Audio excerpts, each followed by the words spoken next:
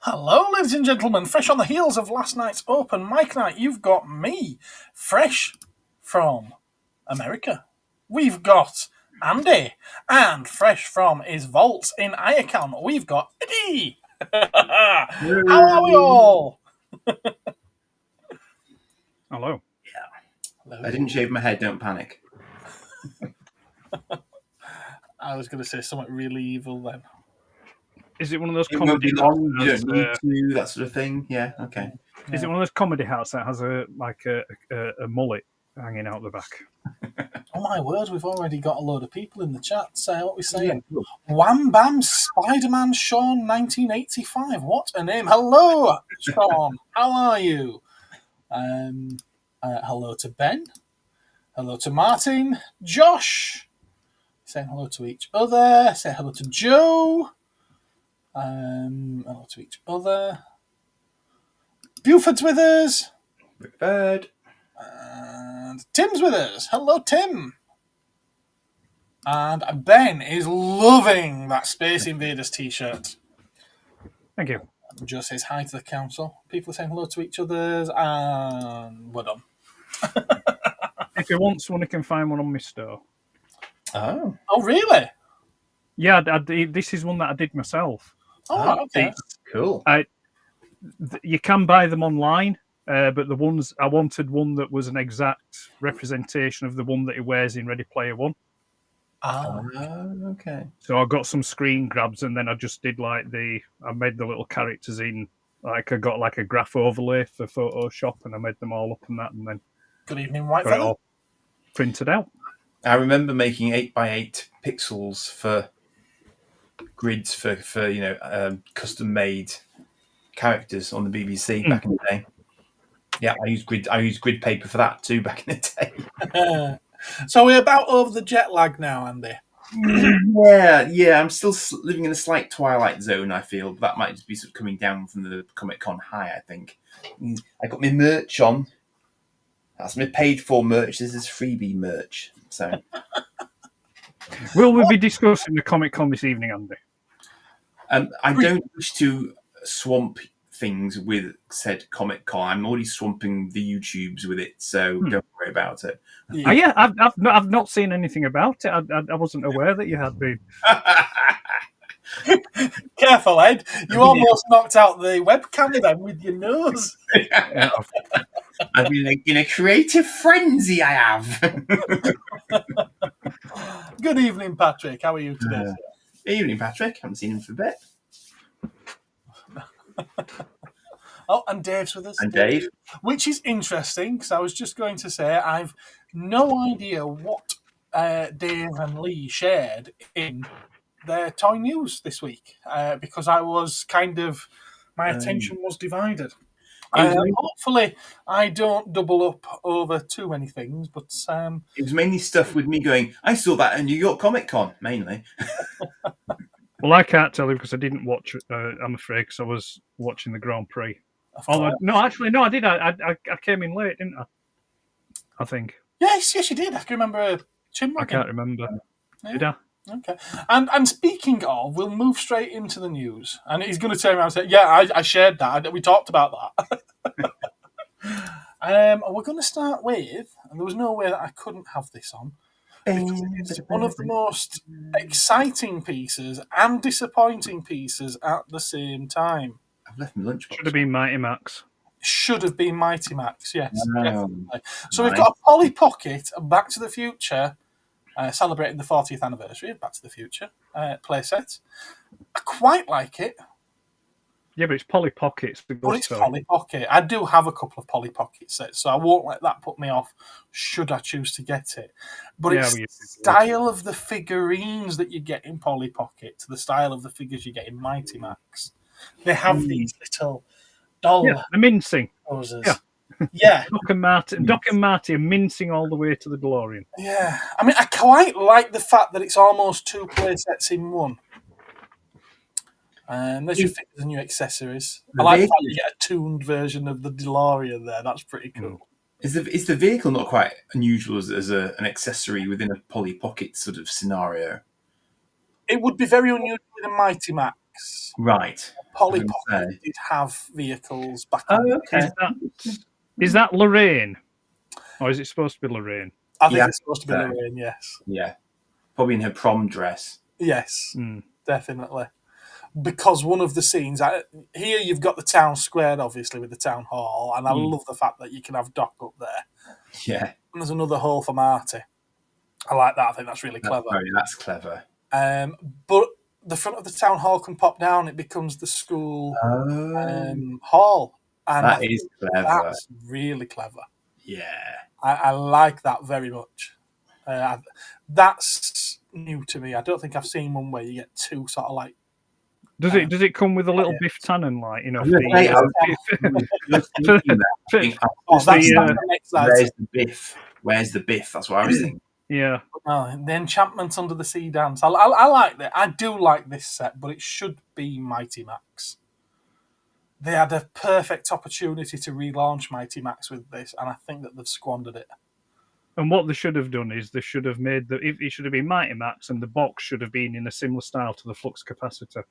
Ooh, look at that. I was also thinking, what is that supposed to represent myself? Well, Polly Pockets are just compacts, aren't they? So that's literally all it is with the design on the top. Yeah, they've missed a trick there. They have. I dare say they've received an awful lot of feedback as well.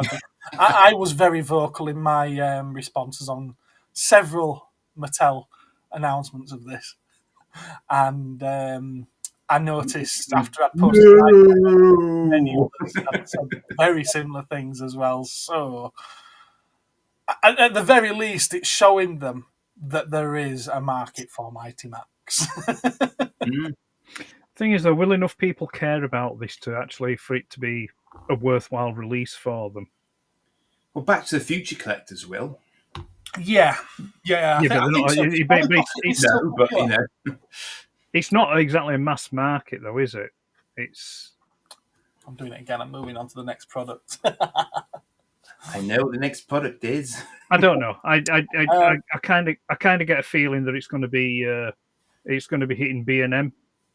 White Feather, technically speaking, the hoverboard does exist in that time frame when you stop and think about it. I was just going to say the same. Yeah, White Feather's picking up here that Back to the Future 2 is where the hoverboard came into it. But yeah, the town square is in all three films. And although that's depicting, because you've got the lightning up at the back there, is depicting the first film, you could use that as a play scene from all three films, really. So, yeah. I think when you release an anniversary product of Back to the Future, it's nailed on that you're going to include the hoverboard, isn't it? It really is. And Sean's already got to go. Bye-bye, Sean. Oh, bye, Sean. Tim loves it. The DeLorean looks like a tuned Hot Wheels. Yes, I quite like that. The box looks a bit boring, yeah. The annoying thing is that the box could have been anything because it's just a rectangle. Yes. Inside. Yeah. That's a missed opportunity, definitely. Sean's making a Lego Spider-Man City. Interesting. That's what I'm saying. That's why I said it should have been. The box should have been a flux capacitor. Hello there. Or does it? Yeah, like we said, because it's in Back to the Future 3, we find out that there is a time machine DeLorean buried in a cave, and in that cave is the hoverboard inside the car. So it does exist in that time frame. But yeah, and they use it to steal back the almanac from Biff. It's splitting hairs, but yeah. It depends at what point, because you've got to take into account the ripple effect as well. So at that particular point, it doesn't exist there. It doesn't come into existence there until the events of the second film begin to happen. Indeed. But we see this scene play out again in the second film. Yeah, that could, because we're now in the ripple effect. You're now in the second film. So that could be what this is from. I doubt it. I doubt it. Let's move on now. We'll have less controversy over this one. I believe, anyway. I think this looks fantastic. It's great for a little one. Yeah. Very The Speed clever. Champions, they tend to be about 20 to 22 quid. So they'll probably stick this at 25 or 30 because Lego like to put the prices up, don't they? And charge you for the licensing. But I've got to be honest with you, it looks good for the size of it. Yeah. Easy to display that as well because it's small. Yes. Well, it'd be the same size as the Lego Ideas one. As the Aston Martin one. The Lego Ideas, I imagine, would be bigger than this one. That's only about 8 bricks, 8 studs across because that's what you need to get 2 minifigures in side by side. So by eye, you've got 4 there. You've got 2. I'd say six across the bonnet, and then another one on the side there. So about 8, I would say. That's a 3. That's an 8. It's about 10 wide. Maybe maximum. Yeah. Because you've got your 4 block in the middle. You've got a 6 block there. So you've got 3, 4. Is it 6? Double it 8, and then you've got the pegs on the side. So it's about 10 blocks wide. I can't believe I'm going this much into detail on it, but yeah. I mean, to be fair, I think it does look better than the Lego Ideas one. Well, they've had a lot of years to improve on it, haven't they? Really. Well, to be fair, the Lego Ideas one, if they'd have put into production the actual prototype one, that was better than the one that they put into production. Often the way with those, it's funny, yeah. They often vary quite a lot from the original design that's put forward. It was the same with the Ecto one. The original Ecto one design was better than the production one. The only one I've seen that the production one was good and better was the Yellow Submarine. Yeah. Whitefeather was just poking the wasp's nest. Fair enough. We're here to amuse you, sir. Not my dog again. I don't understand, Buford. The Polly Pocket thing, he's not interested in. Oh, fair enough. Only watched the first Back to the Future film as Martin. He's never seen the others. Well, I'm not surprised. Not surprised at all.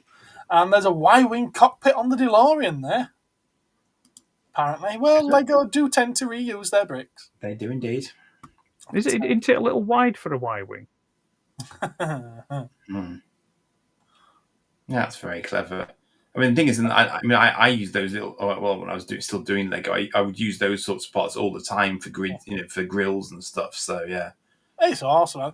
I wouldn't have expected it as a Speed Champion set to have turning wheels, so I'm quite impressed with that. Apparently, I don't know. I can't remember where I saw this, but they seem to have quite a long-term plan for the Speed Champion stuff at the moment. So I think we could see a lot of car-based tie-ins like this. Yeah, definitely. That looks like I don't think there's a mechanism for the wheels. It looks like you might have to unplug them and plug them back in. Possibly, yeah. Yeah. I think it'd be too small for a mechanism in there to rotate them out. I did think that myself, to be fair. Agree. And this is something that I saw in the last couple of days that I thought looked quite nice, and I figured might tickle Ed's pickle, with his love of translucent plastics. Super 7, doing a Super Cyborg version of the Batmobile. Now, they have already done this in black, and now they're doing a translucent one. I don't like the way they've got it lit. It looks like there's lights in there illuminating it. That's not accurate. There are no lights in there, but I think it's a pretty cool looking piece of kit. Not that I'd have one. No, I think I'll pass on that one as well. I just like that it exists. Yeah. It's not for me. Not for me. But I like that it exists.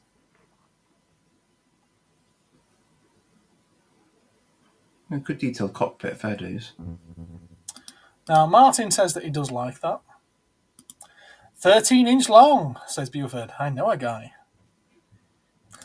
At first glance, Steve thought it was chrome.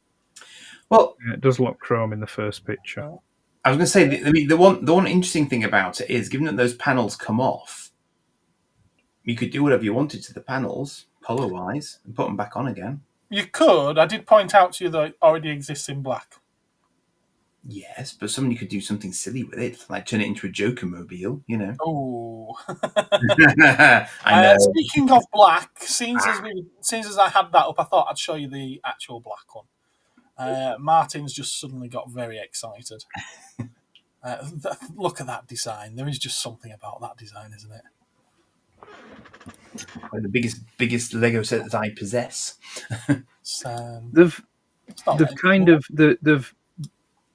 They've accentuated the proportions somewhat of it. Yeah, the rear fins are too small, and the air turbine inlet at the front is too big. I agree. Okay, could it be the angle of the photograph? Do you think? No, I think you're right. I think that's just. It looks like they've just. It looks like they've. I don't know. I get the idea. They've stylized it slightly. Oh, it could be the angle. Who knows? Who cares? It's not for me. But like I say, it's out there for people to pick up.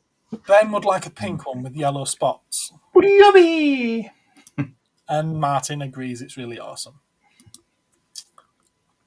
The thing is, you've got so many to choose from, haven't you, these days? Yeah, there's so much. There is so much out there.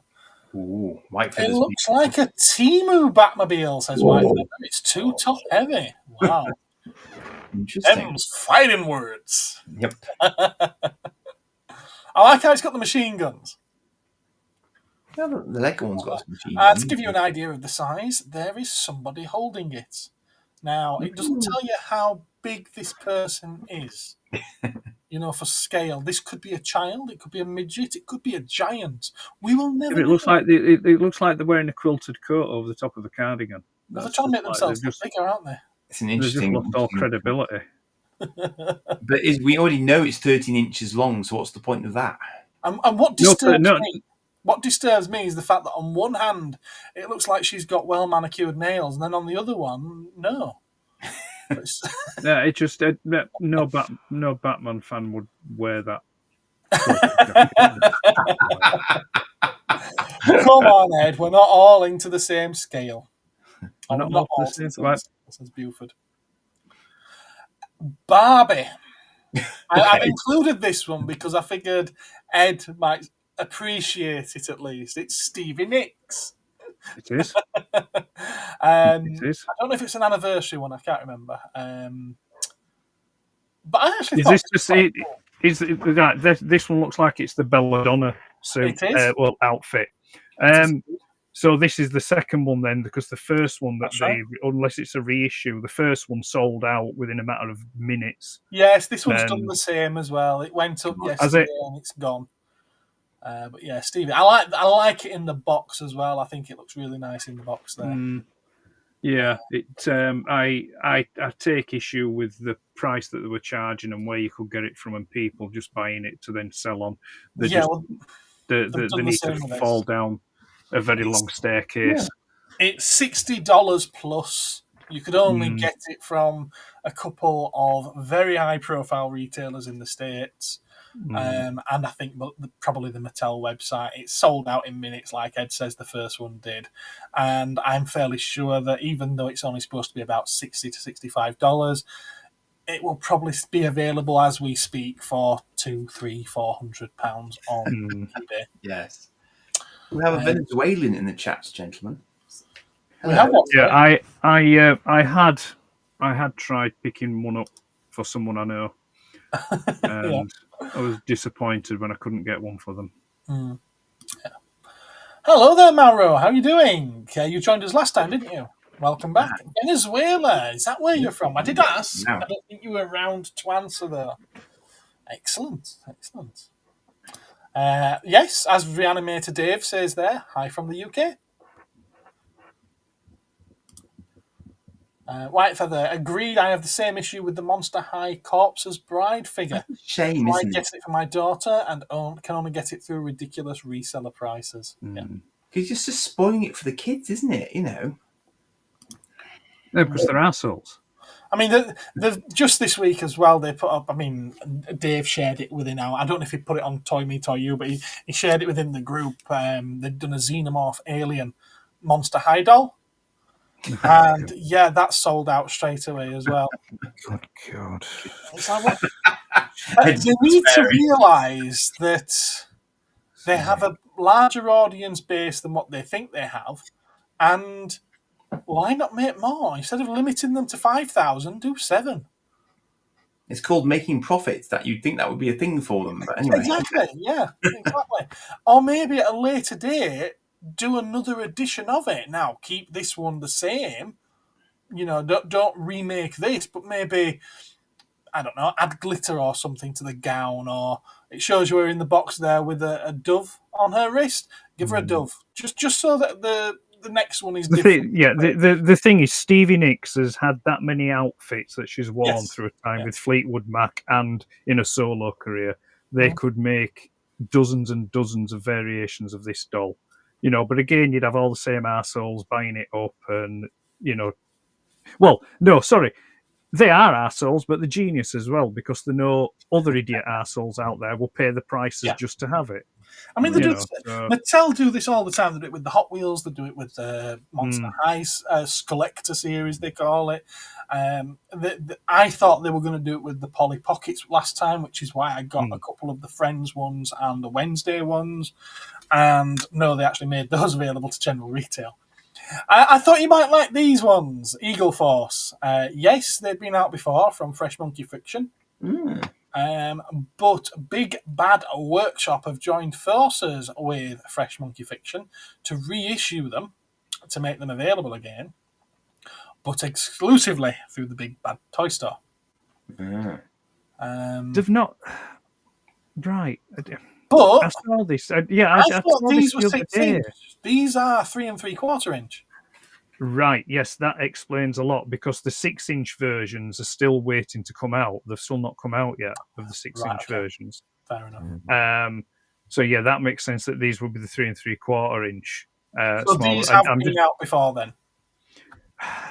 I have vague recollections. I couldn't say 100% that they have or not, but I think it was this scale that they've done a version of the Kraken. Yes, this one. Right, there it is. Yeah, there you go. Yeah, which I do quite like. I like the fact that they've made sort of ripples of plastic on their legs as if they're wearing something, rather than it just being kind of straight plastic. Most firms do that. I suppose so. I just happened to notice. I don't know who that's supposed to be. Is that supposed to be Nick Fury? I did wonder. Because I don't think that doesn't look like any Action Force figure I remember. For reasons of copyright, it isn't. I mean, that's obviously Blackadder with Baron Ironblood's helmet, isn't it? I'm thinking so, unless it's sort of like it's the Baron's evening attire. That's Storm Shadow. And there you've got Baron Ironblood with Black Mage's head. Right, yeah. So that's what we've got then. So they're doing what they're doing with the 6 inch figures. So to get the figure in the outfit that you want, you've got to buy multiple figures. So then you can do the head swaps and things like that. I do find it really, really strange that these British iconic characters are only available from America. Well, it's how the cookie crumbles, isn't it? It's you know. And then they complain if we get an exclusive Star Wars figure. It's like, come on, be fair. But it's interesting that they've got Storm Shadow there, which again wasn't in the Action Force line. No, it wasn't. No. Well, would he have been later though, released on an Action Force card, like Snake Eyes was? Yeah, it came on an Action Force card, but they're not really Action Force. That was at the point where Hasbro was kind of like getting ready to shut down Palitoy, and you know they were bleeding through the G.I. Joe figures into the Action Force line and that. So I'm a little behind on the chat, and I see that Joe had already brought up the Xenomorph. Yeah, because Xenomorph belongs in whatever high it is or whatever it is at girls' school. They are probably scared of overproducing and then not having enough demand. The thing that they'd be able to do, though, if they're making them as exclusives to their website, which they do, if they overproduce and they have stock left, then there's many, many distributors that would take them off their hands. Mm-hmm. Or you know what? They could stick them on eBay. or produce them to orders. Get orders in. Yeah, they're not able to that was make, one and then thing I produce really that. liked about what Hasbro did with the Mephisto. The fact that I know a lot of people I complain that you can't get it in shops. I think you should be able to get it in shops, but I also think it's brilliant that they're not limiting it to numbers. And there's a window when you can order it from, and providing you order it in that window, you can get as many as you like. And I think that's great. I think that's great. I mean, yes, there will be an increased value markup on it at a later date, but everyone who collects now can get it, and they don't have to worry about being scalped. I like that. And it's quite clever that as well, because it means that if you did want to sell them in the shop, you could buy a chunk of them, but the risk is then on you rather than on Hasbro having producing the right number in the first place. Because they're just selling what they're producing, so zero waste for them, and they'll become cheaper the more people sell them in terms of being able to produce it. So, Buford's not sure what these are. Fresh Monkey Fiction, have they actually acquired the license to these designs, or is that why they're doing the head swap things? No, it's purely Valaverse owns the rights to the Action Force name, but Hasbro still own the likeness rights, and the character names and things like that.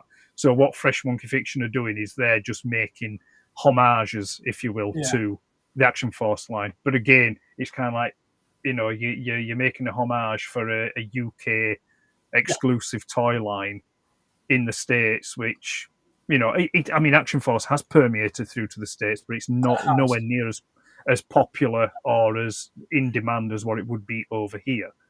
To my knowledge, I think there's only one retailer over here that's going to be carrying the Dave. Thought you did. The Fresh Monkey Fiction stuff. Can't get them, sadly. Buford's asking if I'll be getting them. Can't get them. They're literally, it says it at the bottom of the pictures, Buford. They're exclusive to Big Bad Toy Store, sadly. Yeah. But the other fresh what is it now? Some of the Crimson Moon, they're called the 6-inch line. They were initially like exclusive to Big Bad Toy Store in conjunction with Fresh Monkey Fiction. But like I say, over here, Kapow Toys have got the rights to sell them over here, so they're all up on pre-order over on their site. But that's the 6-inch stuff. It's not this smaller 3 3/4. I'm surprised they're being that cautious about it though, because the 3-dimensional designs of the figures wouldn't be protectable anymore unless they did something very unusual or something like a patent, and even then, patents are only time limited. So, it's kind of, In what way? How do you mean? Well, okay, I'm boring legal speak now, but any given 3D object, unless you've managed to patent it, is only covered by things called design rights, at least in the European vista. So once you've had 25 years of selling it, it's anybody's. Right. So you can copy the 3-dimensional representation of it, hence Masterpiece Transformers. They can't use the names because the names can be trademarked and copyrighted, which last longer. But the design, the physical object, doesn't get the protection for as long. So that's why you can reproduce things like this and not get done for it, even without a license. And that's why anyone can make a Rubik's Cube now. The license for that ran out in 2000, I think. Well, to be fair, anyone in the dog made Rubik's Cubes back in the day. Anyway. They did, but they had to have their slight changes. Yeah. So it's interesting. It's an interesting area. That. Who knows? I mean, like I said, there must be still some legality about it, or they wouldn't be doing the different heads in the different boxes to make that character up. They wouldn't be selling. They'd be selling them, a bit more blasé than what they are.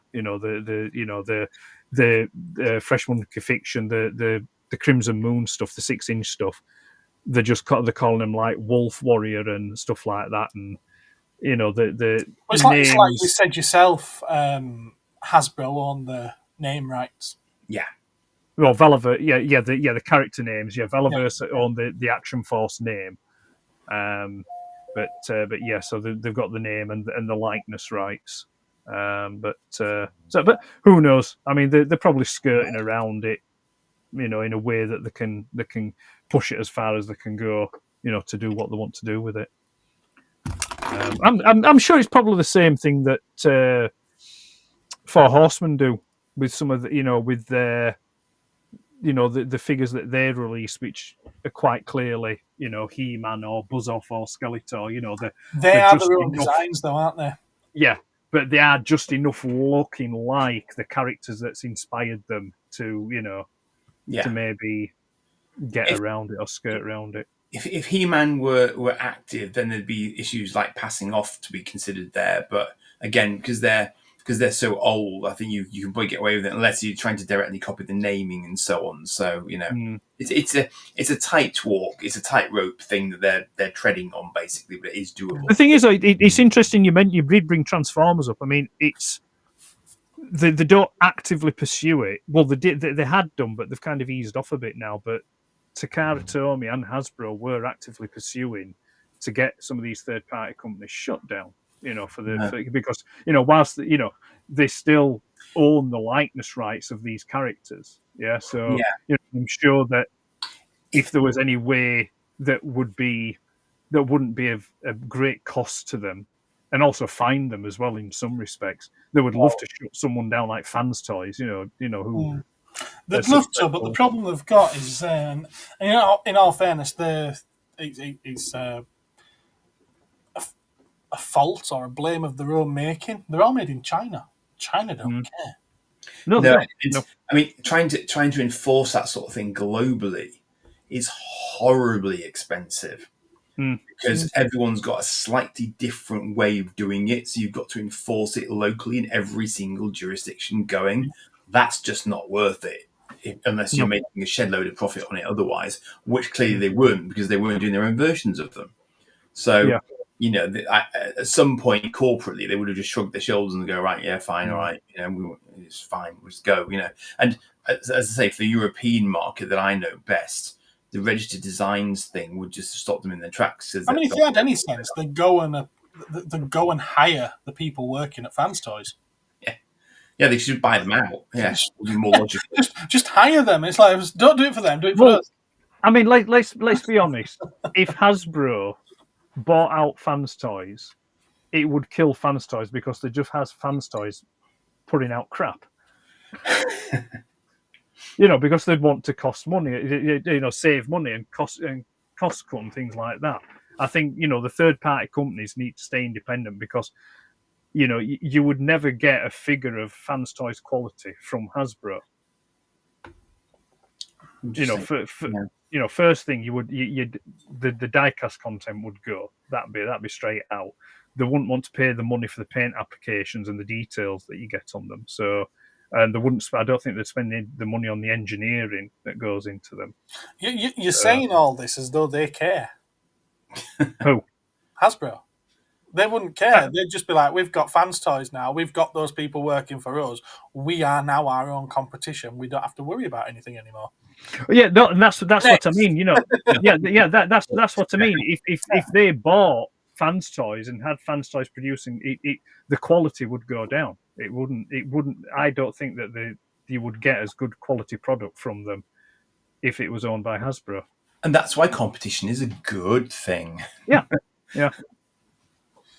And moving on, because I think we've been on this one a little while now. Mm-hmm. Stranger Things. Yeah. Gorgons a go-go. Yes. I and ahed quite a bit about showing this one, about sharing this, because I don't think the figures are particularly good at all. They are by Jazzwares, I believe it is, who make toys. Toys. Not collectible toys, but toys. And I think from that aspect, they're not bad. I would imagine they're going to be cheap. I like that the Demogorgon comes with two heads, so it can have an open mouth or a closed mouth. Buford, really? You've never watched Stranger Things? Even I've watched Stranger Things. Come on. Word. And yes, Martin, we know you've never watched it. You know, Gap always picks on me for having never watched films, but come on. It's not even that many episodes, for God's sake. It's really not, you know. So those are your figures. So I suppose they're not bad as kids' toys go. No, they're not. They're quite okay. What I like about it is the van. These figures are 4 inches tall, so that's only a hair taller than a 3/4 inch figure, 3 3/4 inch figure. So a Star Wars figure, a G.I. Joe figure, all that scale. The Marvel figures in that kind of scale tend to be 4 inches tall. Spray that black, you've got a Punisher van. It's even got a workroom inside it. It's a bloody Punisher van, is that?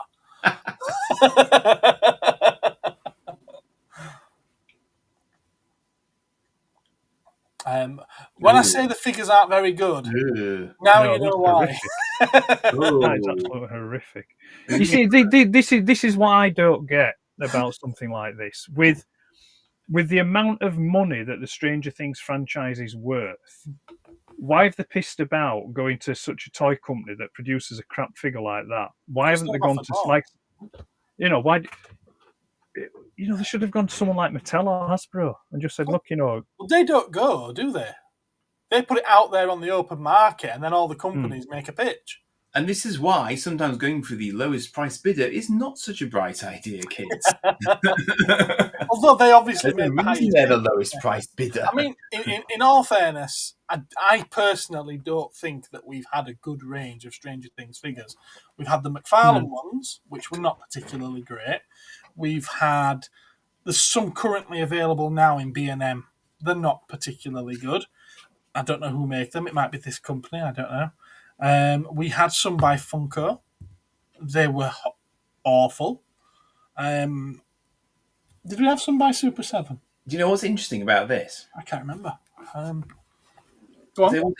What's interesting about your mindset here, if I may make a supposition, we are treating these, I think, because the series is set in the 80s. Yes. As if they should be retro toys. Yes. This is a modern toy for modern children.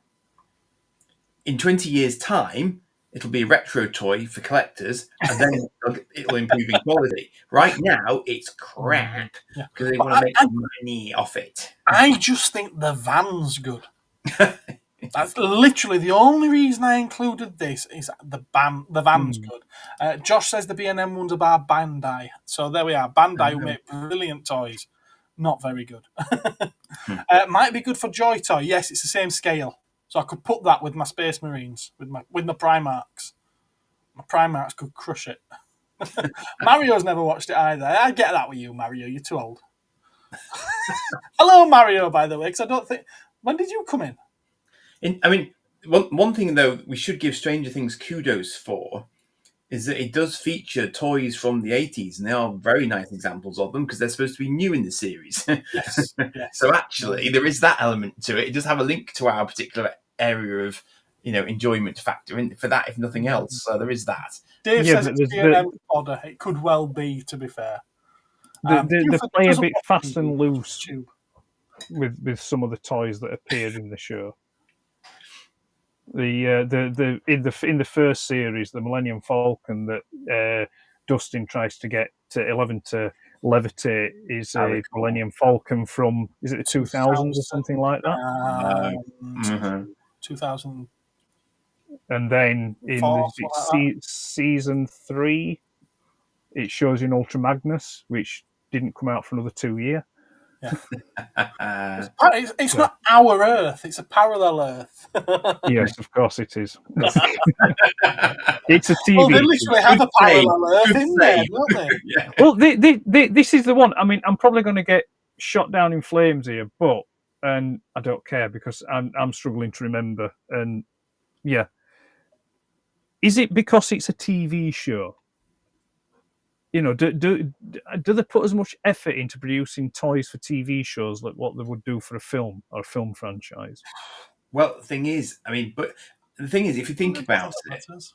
in the first series, maybe not, but after it exploded and it basically made Millie Bobby Brown and a lot of the No, other because I don't think they've got to 1985 yet. Well, I don't know. With the way the actors look, I think they must be in like year 2010 or something like that. No, they've really aged badly, haven't they? Well, it's inevitable though because they've had COVID and stuff in the middle, so it went a lot slower than they probably. Oh. They probably wanted to do a Harry Potter with it and go year to year to year, and they'd mature as their characters matured because. But the thing is though, the second series came 2 years after the first series, and that was pre-Coof or whatever you want to call it. Yeah, I'm getting there. All right, I'm getting there. It is what it is. But yeah, so I mean, I don't know. I mean, it's. I mean, I'm guessing that this is from the new series that's coming out because I don't. Yeah, it is. Yeah.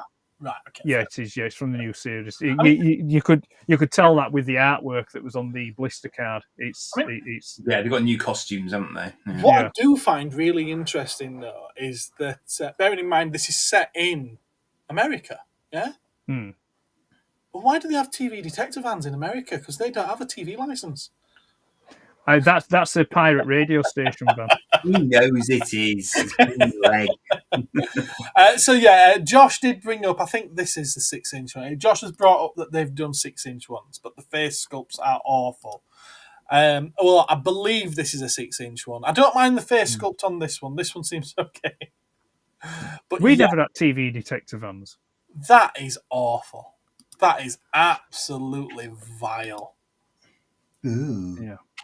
That's not good. It's like it's made out of Play-Doh, is that face? And they give you another one just to emphasise the fact that they're doing the face really badly. It's nice of them. Yeah, good. How awful is that? T-shirt's cool. His jersey's very good. Oh, didn't mean to do that. Hello. What have I done? Spoilers. Spoilers. Spoilers, sweetie. Hope there's no naughty pictures on there. I know there aren't. There you've got 11. Ooh.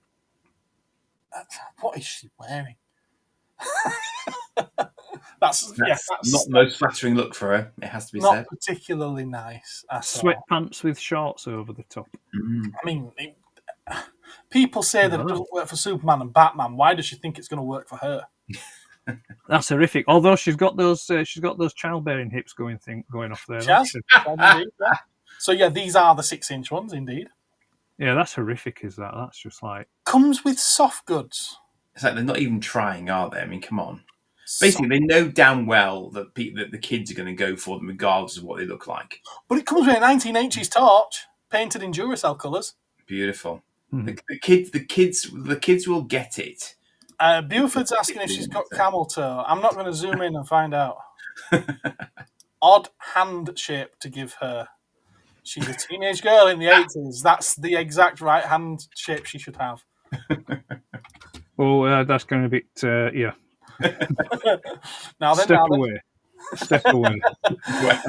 Ben says, "Geez, these are awful." But this, on the other hand, Rogue. Oh, how cool is that? That's very cool. Yeah. Now give me Nemesis the Warlock, and I'll be happy. Not quite yet. Oh, it's higher. Oh my god. Yeah, it's higher. Don't tell me. Don't tell me. Who's that? $1 million. Let's have a look and see if I can get you a price for it. Who is it? It's Rogue Trooper. 2000 AD. Who?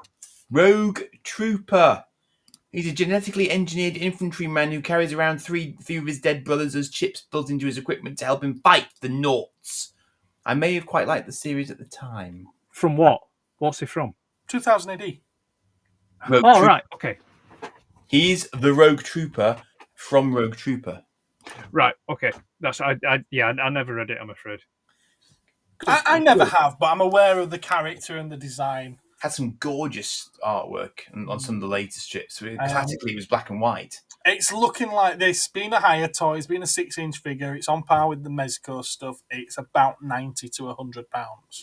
I would actually pay that for him. To be fair, because that's a good rendition of him. It is quite a nice looking one, isn't it? Without the helmet, it looks like Yondu. Yeah. I can see that. First, yeah. I dare say that he inspired the appearance of Yondu, to be honest with you.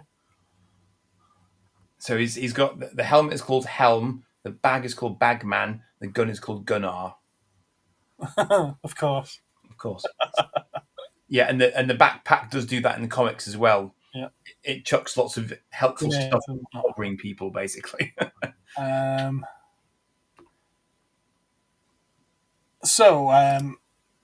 Joe says that he's definitely getting this. That's interesting. I wouldn't have pegged you for this, Joe, at all. Martin's no idea really what it is, but it looks good. It's the most manliest Smurf that Steve's ever seen. And Yondu with a machine gun, says Ben. Is there a World War II aspect to it? Because it does have that kind of feel, doesn't it? It's not dissimilar, but as I say, the idea is that he was genetically engineered to fight in an incredibly hostile environment where everyone else needed chem suits. Joe grew up with the PS2 game. That's why he's into it. Yeah, and that's all of the accessories that it comes with. So quite a fair bunch. As a display piece, I think that's very cool for someone of my era. I mean, it's great untapped. I can't think of many 2000 AD toys that I've ever seen out and about. I know they did some Dreads and some Judge Deaths and Anderson occasionally. They have done quite a few Judge Dredd have higher toys, but have they? Yeah, I think it's higher toys, but I think they've only done the 3 3/4 inch scale so far. Right, yeah, because he's. I mean, that is big, isn't it? They probably have done more that I'm not aware of, but it's a good start if this is a new line for them. Oh yes, it's a bit like a semi-clothed Dr. Manhattan. Mm. I can see it. It's not often I see any of these that I sort of go ka-ching, and I am kind of going a bit ka-ching with that one. So yeah. It's nice. It's nice. And then we've got to talk about the HasLab. That is it going to fund the HasLab Tron? No. I don't want it to fund. I don't expect this to fund. Well, I think for those that do want it, it would be nice for them to be able to get it. It's not going to happen. No, Hasbro this is the kind of thing that Hasbro needs to stop dicking about and just produce it rather than putting it behind a HasLab thing. Yeah?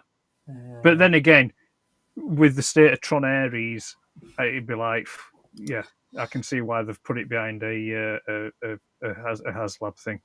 It's but no, are the 3 3/4 are they? The 3 3/4. I got to say, I think they come in very, very nice packaging. But they do look nice. I mean, don't get me wrong, they do look nice, but no, they are also doing a 6-inch line as well, which incorporates all of Tron. Yeah, I've seen I've seen the Tron Legacy 6-inch stuff, and that's got my interest. But I think they've chosen this to launch what they're calling is a new line. It is absolutely incredible. They're launching a new line called Hasbro 375 because, well, they thought it might be an idea to put 3.75-inch figures on the market, and it's never been done before. I've got ones of them. Yeah. Just saying. They're actually calling it. You see it down in the corner there. Hasbro 375. They're calling it that because this is an entirely new brand, a new line. But as soon as you put that on screen, I just went Eagle Moss. Yeah, but I don't think that they remember that they actually have a relatively successful Star Wars vintage collection line, and that they have a G.I. Joe line that they do not support anywhere near as much as what they should do in that scale. But they're using Tron. You know, as much as you may love the original Tron film, and I've no problem with you loving it, it wasn't the most successful film at the time. It became a cult movie afterwards. Yeah, that's fair. It got a sequel that wasn't a successful film at the time, and is still not rated very highly by most people. It's only us nerds that love it. And it's coming off the back of another film that's just flopped massively. It's possibly the biggest flop of the year. Ouch. Maybe don't use that as your flagship for a new line of something that you already make. Again, it should have been something, either just produce it and sell it, or take orders on it and then produce to whatever you've got the orders for. I mean, the figures look good. Yeah, it's good. It's The good. figures look fine, and as a complete package, it is a complete package. You get everything there from the film that you could possibly want. Yeah. But then again, I mean, I You've got don't all your know. characters, and you've got vehicles. You've got a nice display stand to put them on. Yeah, but I want the shiny tanks, and I want the two-legged walker flying thing as well. Recognizer. Thank you. I thought it was that, but then I thought I sounded silly saying it. Right, but yeah, I don't know. I mean, I can only speak for myself, but I'm kind of over 3 3/4 inch. It's kind of like it's, it's. I think they'd be better if they were 6 inch. Well, they're doing 6-inch ones as well, aren't they? Yeah. Oh, that'd look quite good. That'd look quite good, yeah. But yeah, Buford likes. I'm not sure that it's gonna go to production this one. Yeah, it's not. We'll talk about that in a minute. Just get the NECA figs. You can't get them anywhere though. Prefer vintage, but they're really expensive. They certainly are. Too expensive. This is too expensive. Not the best pose for the figure on the left. Oh, right, with the hand on the hip, and yeah, I get it, yeah. Tron only became cult later. Prefer 34.75. All right, Buford does prefer 3.75. Yeah. So, I do think it's a nice package deal, but it's too expensive. It's 200 quid, is it? The front wheel doesn't even turn. I don't think they did, though, to be fair. Did they? Well, it's a wheel. Yeah, but it's a computer program. It's all in that. It's a wheel. It's supposed to go vroom vroom. No. You make a toy of a bike. Just bike being short for bicycle. The cycle part. I mean, to be fair, I mean they are called light cycles. Yeah. So it's like I think the wheel is just aesthetic. I don't think it's a functioning wheel. All other models of it, apart from statues, have got turning wheels that have ever come out before. Right. Take your word for it. I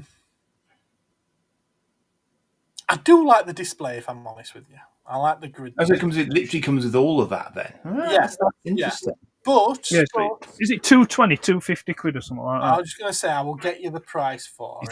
It's like an Insta display, isn't it? It's like that, and you've got your collection. That's it. End of. Right, it's 200. Which I'm already out at 200, to be honest with you, and 50, 9.99. Okay. Bearing in mind, they also charge you £6 postage. No, it's no. That's not worth 250. It's not. It's not at all. The figures are 20 quid figures, so that's 100 quid. 100 quid, yeah. I'd say the bikes are 30. I mean, I think this is overpriced, but let's say 30 quid each. So that's 160 quid. That base ain't worth 100. As nice as it is, that base is not worth 100 quid. I don't get it. You mentioned packaging, sir. Packaging. There you go. I've only got a picture of one, but each of the figures does come on its own card art, which again is going to make certain people want to buy two because they'll want to keep one box and one they'll want to bust open. So again, when you do sets like this, okay, do that. Have a blister, have a backing card, but don't seal them so people can make the choice themselves to display it or. Well, what they could do with this is, for the price that they're bloody well charging, they could have a whole plastic front with a bubble, with the folded round edges that the backing card just slides into. Yeah? Yeah. Yeah. That kind of like the Mythic Legion stuff. Yeah. Yes. The card just slides in the back, yeah. But I'm sure there's other quarter companies that do blister cards like that as well. But I mean, at least there's one thing. At least in this set, inventing the wheel.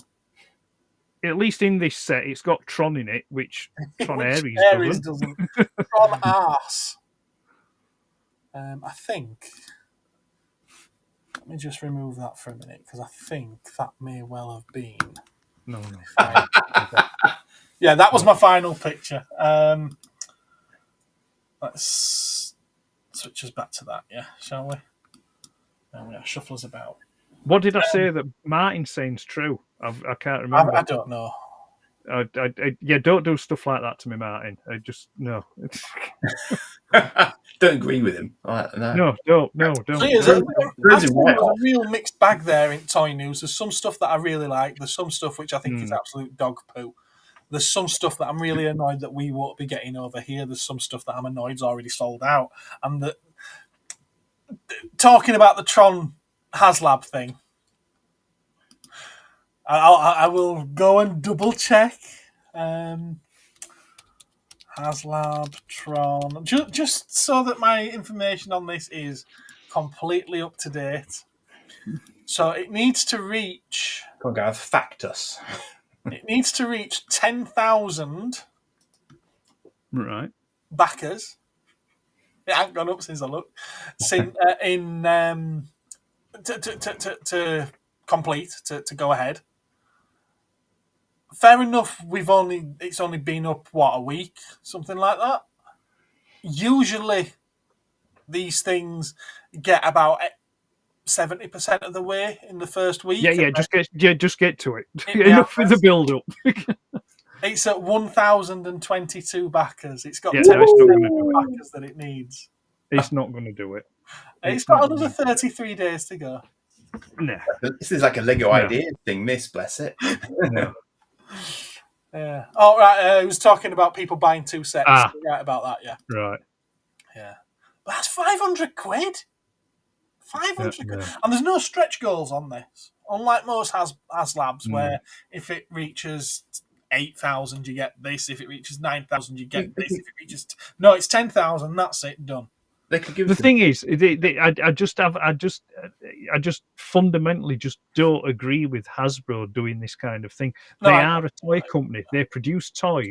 If they want to do stuff like this, pack up shop and become a Kickstarter. Yeah. There's no way that they should be making this with our money. No. Produce it. Edge your bets and produce it. And if it sells. Yeah, but I don't think they are a toy company. I think they're a collectibles company and a toy company. There's a toy company that are encouraging correct collector ideas. I go so far as to say Hasbro are a toy company that at the moment is relying on collectors. Yes. Yeah, no, I would agree with that very, very much. Because... I think, was it last year or was it the year before when they did their financial... Jack face for less. When they did their yearly sales projections and stuff like that, and I think was it last year before? It was the first time that the collectors market overtook the actual toys. Yeah. That was last year. So they are relying on collectors now. It'd be very, very interesting to see how it goes moving forward, because I think it's today the news broke that both Hasbro and Mattel, and as much as this might not be our thing at all, it is huge at the moment, or has been all year. Have got. So I'm getting feedback from someone. Just give you Mike a little tap. How's that? No, it's still there. Now. Keep trying. No, bloody thing. Bloody thing. I said you good. Are we good? You good? Yeah. Right, okay, fair enough. If it does it again, just unplug your USB thing and then plug it back in again. Yeah, I'm going to get a new mic. They've just announced today that they've got the Hasbro and Mattel have got the license for K-pop Demon Hunters. Oh, someone at work likes those. Yeah, it's huge. It is absolutely massive. I mean, I think the toys are going to come far too late. If toys had been on the market this year for when the film came out, my word, they would have cleaned up. Well, they've already been in Fortnite. I think they're in Fortnite now. Yeah, but Fortnite's been quite they're quick. not going to be on the market until next spring. Oh, So I they're guess not even gonna hit the Christmas. they miss Christmas. That's a boo-boo. Yeah, exactly. Maybe what they need to do is, I mean, I'll be honest with you, I'll put my hand, I have absolutely no idea what you're speaking about. All I will say is maybe they should do some kind of early bird offer, you know, where they maybe sell you like a piece of cardboard in the mail, you know. But no, I'm happy for you to not explain to me what it is. I was going to explain it just because Buford's asked, and I dare say that there's going to be other people interested as well. I have an analogy. Go for on. benefit. Think Gem and the Holograms fight demons. Yeah. There you go. I've done it. Yeah, no, that's In a sentence. yeah. There you go. But it's a K-pop Gem and the Holograms. Yeah, never watched Gem because Gem was a girl's cartoon. I'm a boy. It is a girl's cartoon. It's my daughters have watched it. They were desperate for us to watch it with them, so we did actually put it on. And I've got to admit, it is not a bad animated movie. I think it should have been a theatrical release rather than straight to Netflix. It deserved it. Oh, okay, it's a decent plot. It's a decent story. There's likable characters in it. There's dislikable characters in it. There's a redemption arc in there. There's an horrible history for someone, and there's good winning out. You know, it's a good story, a good film, and it's really well animated. And then stick on top of that as well the fact that all the best Disney films of the past always had, you know, funky songs with them. That songs, gotta have the songs. You know, earworms. It's got that as well, and some of them are actually pretty bloody good. K-pop is Korean pop music. Yeah, it is. It's that's right. Yeah, K-pop is Korean pop. Yeah, so I can see why it's been received as well as it has done. So yeah, good on them for doing it, and a new intellectual property. Yeah, exactly. They brought us something new, something original, which we've all been crying out for how long? So yeah, no, it's good, encouraging. Ed's just glazed over. I'm just thinking at what point you'd cut the feed when I was starting to swing off the rope. Joe says that he went into it thinking that it was going to be a load of shite, but it was actually quite a good watch. Yeah. It's like, yeah. I mean, I'm just sort of like I'm just trying to square the originality here of a pop band being in animated form. I'm sure.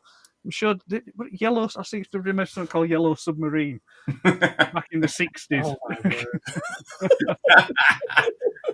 Yes, ladies and gentlemen, he is old. Yeah, I've got to say though, the only time I watched that, I wasn't high, so I didn't really get it. You don't have to be high to get Yellow Submarine. It's a kiddies cartoon. Even Robotech Macross did incorporate music as a weapon against alien invaders. You know, it's a common theme in animes. Yeah. You know, so. Steve says K-pop better than Funko Pop. Well, strangely enough, the first merchandise we're going to get will be Funko Pops. Obviously. Oh, you've got Interstellar 5555. Not been crying out for anything. I like old stuff. Well, you're a stick in the mud. Ed looks happy. Said no one ever. Ever. I do mean ever. Bet Sony are screaming right now. Yeah, selling it off to Netflix because they thought it would flop. Oopsie.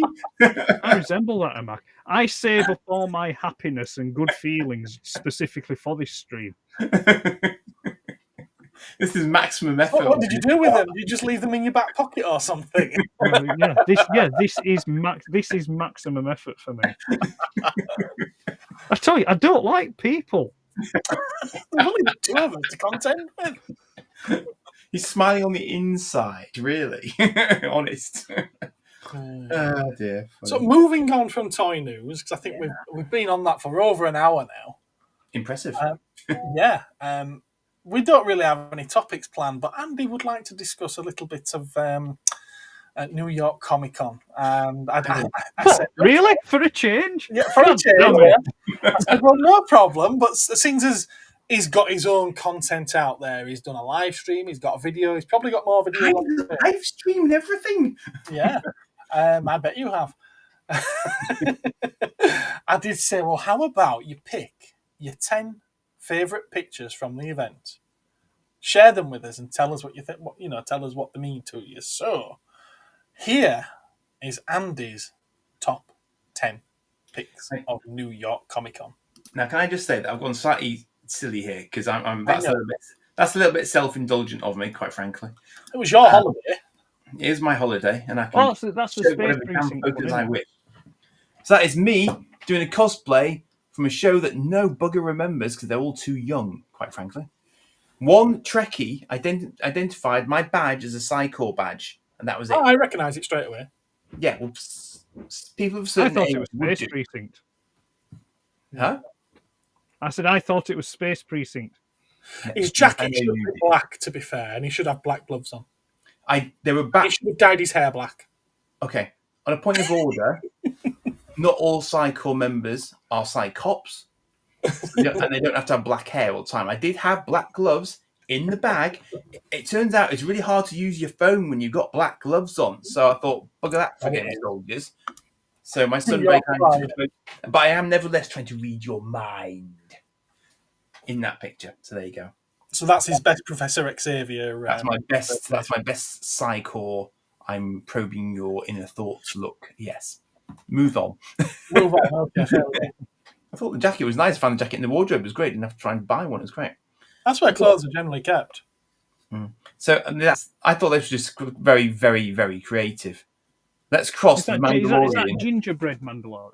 Let's cross Mandalorian with Avatar. That's an Avatar cosplay, effectively. Shouldn't it be blue?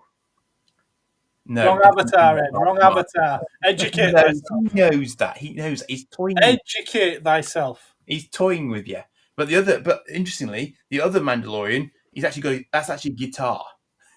I did think so. You can tell with the way he's holding it. He was actually strumming it. Mando Guitarian. Generally entertaining, fair dude. But I mean, I'm just basically, I've shown you the toys bit. You'll have seen the toys bits elsewhere. So I just wanted to give you a taste of the lady loves what's going on, basically. Apparently, you look like a shoplifter in that photo, Andy. I was quite liking the roll neck. That was the first roll neck I've ever owned. I quite liked it. You think the Avatar movie and the Legend of Aang have got the same plot? Really? I mean, for one thing, one of them's got a plot.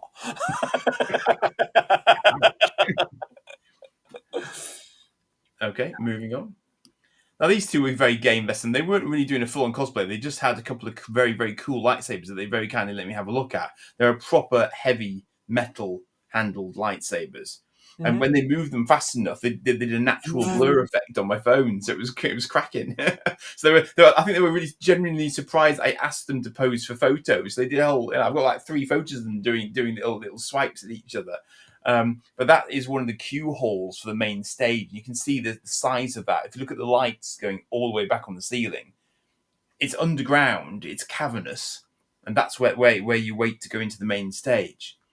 So, big, big, big scale. And if you saw one of my videos that I did, putting Doncaster Showground on the Javits Centre, it's crazy tiny, which is crazy because Doncaster's big. In and of itself, it's big, but the Javits is immense. It's just, it's really hard to describe it. Earth Nation first movie, second movie, Water Nation third is fire. I'm not sure if that's plot. I'm just setting, but I'll give it you. Joe. All right, next up. That looks a bit short for a lightsaber. Now, these two I just thought were really, really, really, really cool. Because, I mean, the thing is, you've got to be fit to look like that in those costumes. So fair dues to those lads. They were working hard to achieve that. That Black Panther, I thought, was superb. And is their there a poses reason great. why all of the people of colour are in the same place and there's no white people there?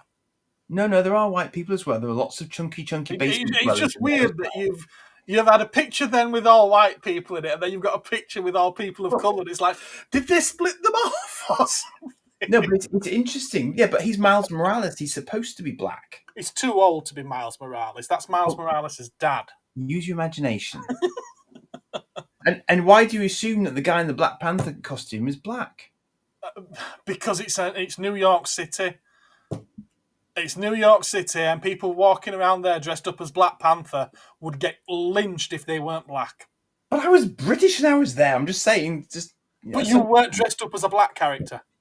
True. Move on.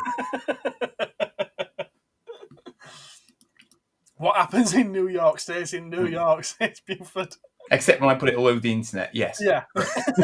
We all have our preferences, Gareth. This I thought was a really good Batman. He's the Patterson Batman. Yeah. From the Batman. But all of these there was even an Iron Man guy. I don't know if did I put that in? We'll find out. Okay, all right. But I just thought that he was, and basically the done thing is you ask them, can you take a picture? You don't assume that you can take a picture, so you sort of when he was. I mean, he seemed genuinely chuffed that someone wanted to take a picture of him, bless him. But I don't know why that wouldn't have been a thing, because I thought it was a cracking outfit. Ben says Ryan Gosling for the next Black Panther. He's busy making Star Wars. Yeah, so just really, I just thought it was a really, really cool. I want to show my daughter this picture, but both of them this picture, because there's someone dressed up as Deku behind them. It's strange that he's got. If you look in the background, it's fascinating. They're quite decent quality images as well. So if you zoom in, there's all sorts going on in the background. Yeah, well, that guy there in the green, that's Deku. He's got his wig in his hand there. Okay. From My Hero Academia, you've got armored Batman back there. That was getting called out quite a bit, I think, in places. Oh, it will have been. It's huge. Yeah. And you got. I think it was on the lanyards. The default lanyards had that mentioned, I believe. Yeah. Can't see anything else there. Moving on. There was a Mandalorian who had bat ears. That was quite funny. Yeah, I remember you saying, yeah. It's a bit of Warhammer action here. I think I've sent you the picture of before. I haven't in the group's seen that, but I thought that was quite cool. Surprisingly mobile in it as well. I mean, obviously quite chunky, but it's foam. Yeah, I assume it's light. It's foam, So yeah, but still cool. Oh, definitely.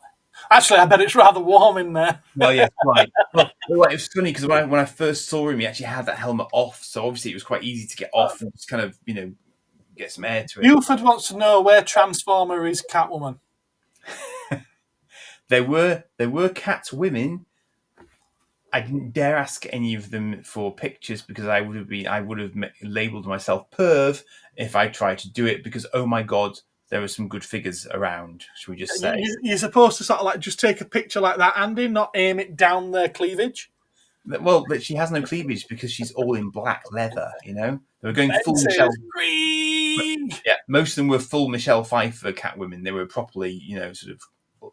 It was the Lara Crofts I had to avert my gaze from on a regular basis. It's like I'm sure they wouldn't have minded if you'd have asked them. You don't dress for attention. I said, complain about getting attention, do you? Well, now this is hilarious. Yeah. This is why I threw this one in for you guys primarily. So I started taking the picture of Destro and is it Cobra Commander? Yeah. And then the other three just materialized around them. I swear to God, it was like, what would? All right then.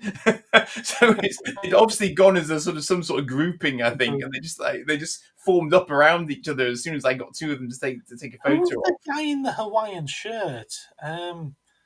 Is it? Well, I assumed he was some sort of Action Force GI Joe chap. I mean, no, he's a GI Joe character. Yeah, they're all GI Joe. But then you've got. Because you've got Scarlet. I'm assuming the one at the end, Scarlet. Scarlet, but I'm not sure who the Hawaiian shirt guy is. He's having two meetings. Did you spot Adam Savage? He's always there in disguise. I know he is, but he could have been anyone. He could have been anyone. Destro, says White Feather. Love it. I just chuckled when I saw it because I thought I know people will appreciate this photo. Very good costume, is that? Yeah. Oh, it was. It was. I mean, it was impressive. It was very shiny. Free guy. Free guy. Yeah, with like the oldest lightsaber on the block in the entire place, and I was the only free guy I saw for the 4 days as well. It's like 50 years. Everyone else cost a fortune. obscure 50-year-old Englishman in sort of only bloke doing a certain cosplay shocker. It's like Almost 50. almost 50. Yeah, Almost. we'll round it up for the purposes of this discussion. Took the big smile on his face. Yeah. Oh, I had a stupider smile for Simon Pegg, and I can assure you, but I'll have to share those photos later. But I mean, through there is the showroom. Behind me there is the showroom. I've just realised she's supposed to be Padme. Yeah, she is. She looks a bit out of it, but there was a lot of free ganja going on in New York City. I thought it was Pocahontas at first. I honestly thought it was Pocahontas. Can I just point out that is the sort of lightsaber that Free Guy does use in Free Guy as well, but still in character. Can I just I mean, you're saying that, but I mean, Darth Vader looks like he's been helping himself to the buffet. Oh, yeah, you should see the state of some of the Power Rangers. That they let themselves go a bit. Martin finds your lack of cosplay disturbing because, believe it or not, he's never seen Free Guy. I mean, the shock troop looks all right. For that Free Guy outfit, I'll have you know. The tie, the shirt, the shoes, the belt, the tie clip, the guy badge, they're all new for my cosplay. And I have new respect for the lengths to which these cosplayers must go to get accuracy. Because by God, it's not as easy as it looks. I've got to say, though, you're not quite pulling off the Ryan Reynolds face. It's not quite there. No, that's just me happy face, sorry. That's fine. I wasn't going for accuracy in that sense. Now, this one's just for Ed, because I correctly identified him as Skywarp, and I was probably the only bugger who did, and I felt it was my duty to provide a picture of him, bless him. He tried. Oh, yeah. I got it. I understood what he was going for. So. Oh, I understand what he's going for. Yeah. You just can't transform, that's all. I'd like to try. Oh no, there's blood everywhere. Bless him. This was cool. Yeah. There were a lot of predators around. Short for a predator, all right. You were a little fat for a predator, but it's one of them. He might just be an elder predator who's let himself go a bit. It's fine. Yeah, it's an elder, all right. Yeah. But I mean, the detail on that again. If you zoom in on that a bit, if you can, that's it was impressive. So he's got a plasma caster. I think he's got another blade on his back, and he's got the skin tone right on the across his chest there as well. So I mean, it's not half bad. It's not half bad. I mean, he's a chunky monkey, sure, but it's impressive. I mean, fair dues, Oh, yeah. Definitely. Yeah.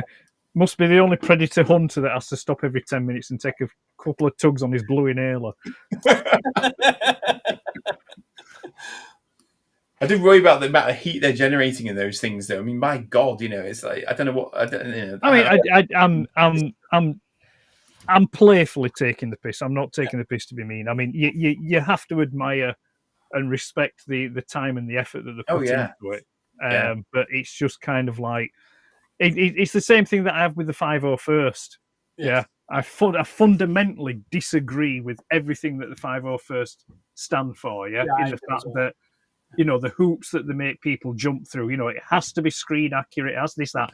But then when you look at some of the people that are in the 501st, it's like I don't ever recall seeing a 300-pound stormtrooper. You know what I mean? It's like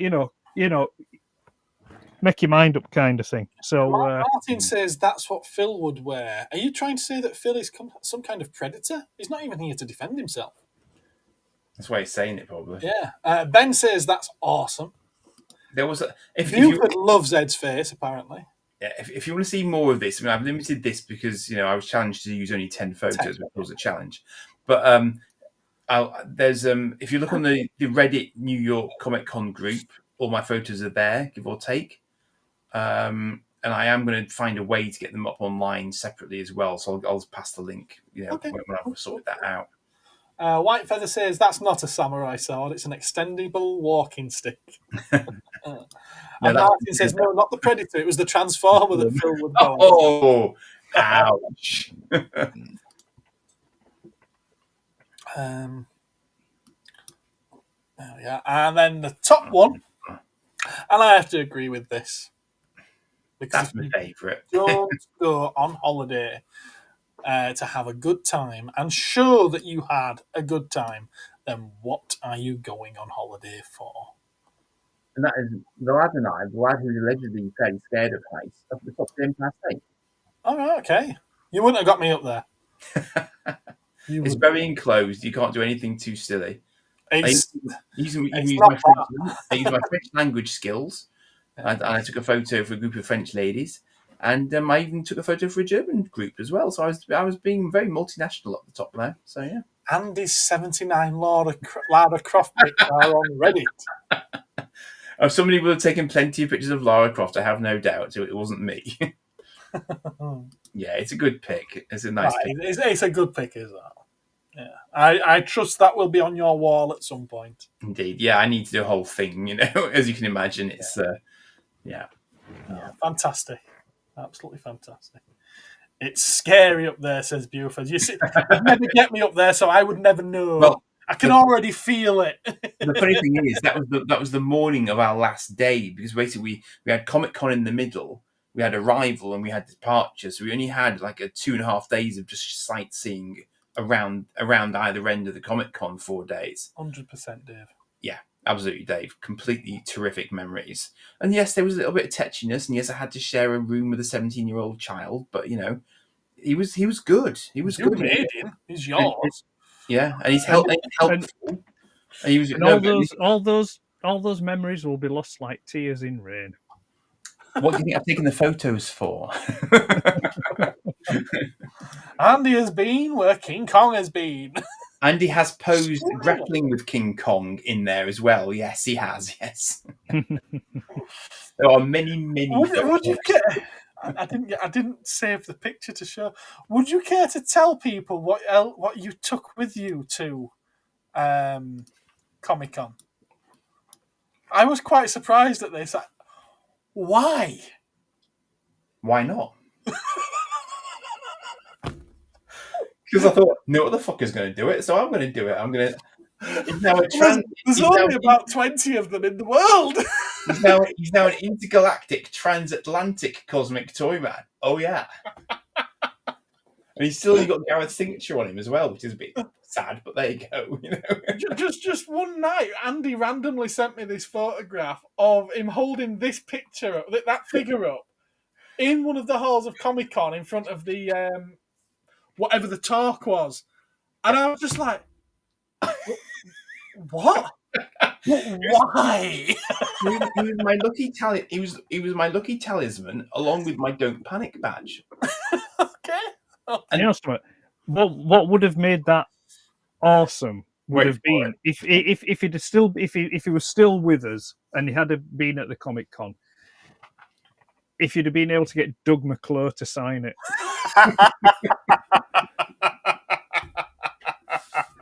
Just say, can you I've got this figure from that film that you were in, Mr. McClure. Would you mind signing it? I'd probably think it was as well. Yeah, I also have a one-of-a-kind collectible here as well. A Bounty Bar wrapper that has been to Comic-Con. Okay, interesting. It was not consumed in Comic-Con. I was very good, but I did get quite hungry on the big bus tour on Tuesday, and I had to eat it then. Okay. Is it an American bounty? Thank you for sharing the picture. No, this is a British bounty. I took this with me from home.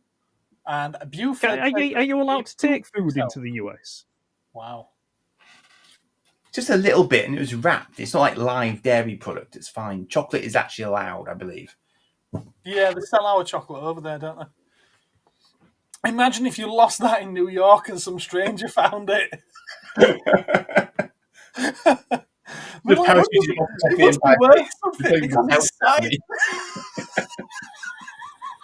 I should have sold it for like $1 million to one of the stall holders or something, shouldn't I?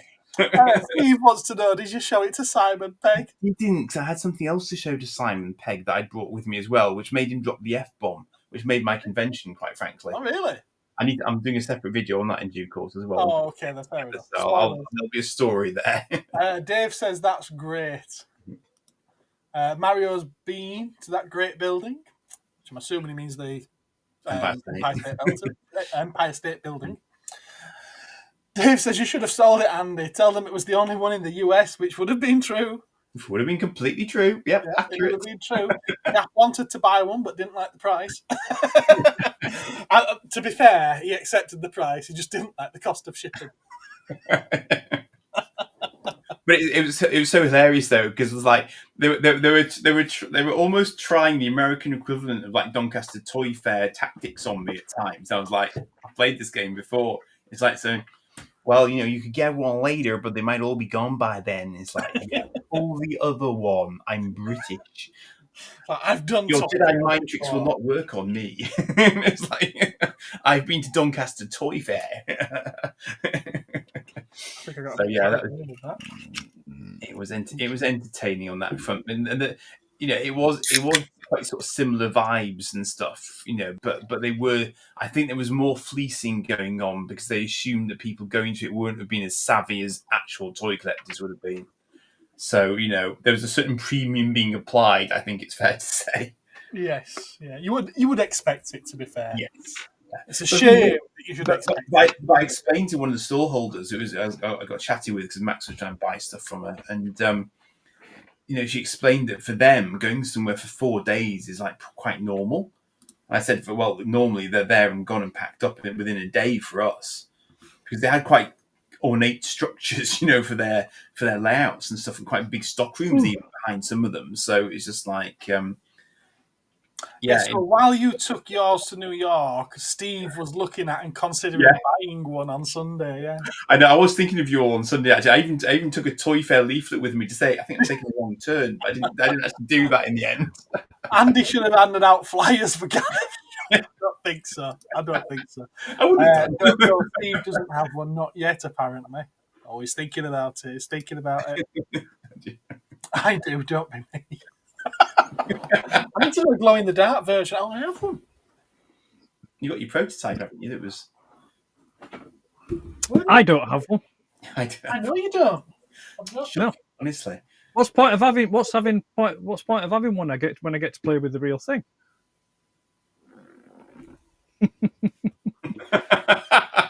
Similar looks on both faces there. It's like.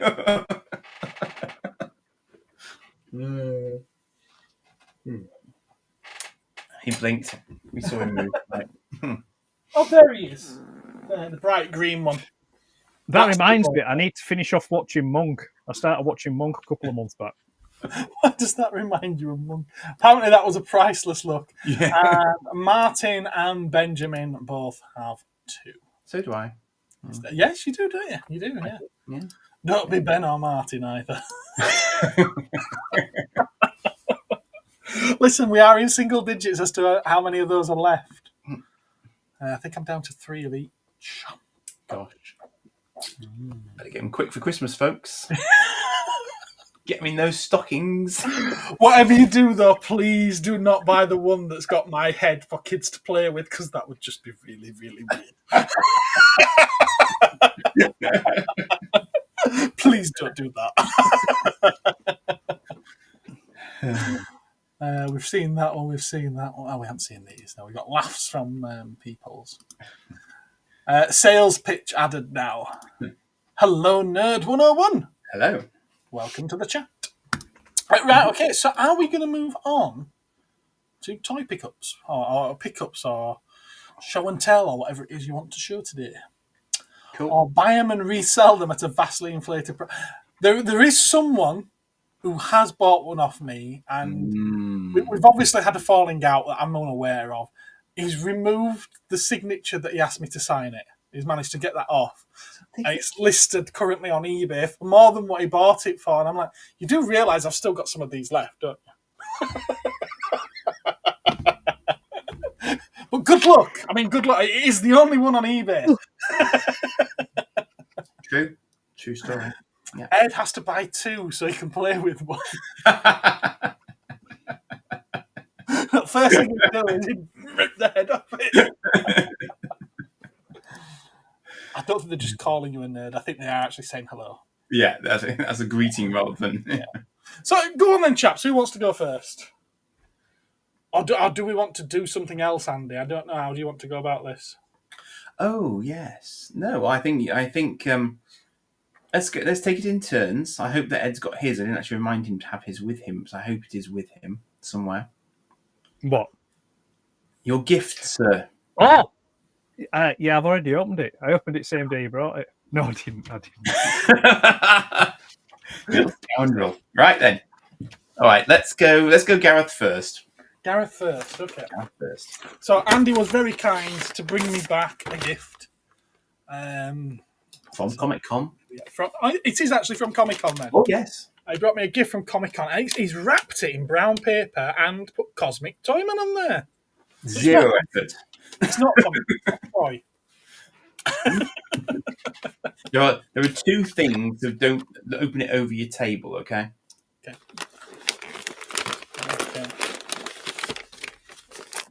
You may already have this, folks. So I may already have it. Any look of surprise may have to be enforced, so I don't know.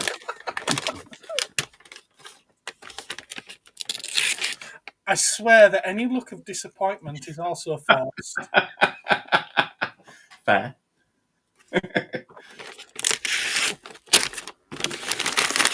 I'm assuming that what Gareth's got is different to what I've got.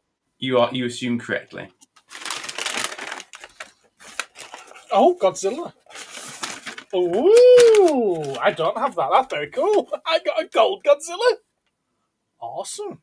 I believe he also comes with flame breath as well. I believe it's Godzilla 2003, 23 as well, -1. You know the cool thing about this? The director had a gold Godzilla made for him, so when he went to collect any awards, he would carry it out with him on stage. Ah. I have my own now. I have my own award-receiving Godzilla. Well, if you look on the video, you'll see the price of it, because I was going, is that only that much? You say that on the video, and it's like, they wouldn't take my paper dollars I had to pay electronically. A magnet as well. Thank you very much, Andy. No, I'm happy with these. That's very, very kind of you. Thank you very much. Very thoughtful. You're very welcome. I just thought it's a glittery gold Godzilla. I thought, I know somebody who would probably love that, so I'm going to go for that for him. Well, thank you very much. Over to Ed. Over to Ed. It is me. It is me. There is no glittery content in yours, I can reassure you. There we go. Open carefully, please. You see, I was going to switch my camera, but I thought I'd keep it on my face so that you could see my reaction. That is a yes. If it starts ticking. Now there is a slight irony with my choice here, which I'll explain in a moment.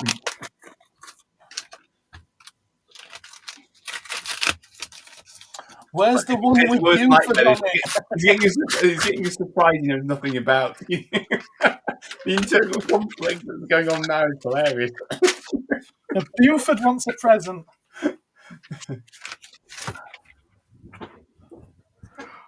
Well, that's a surprise.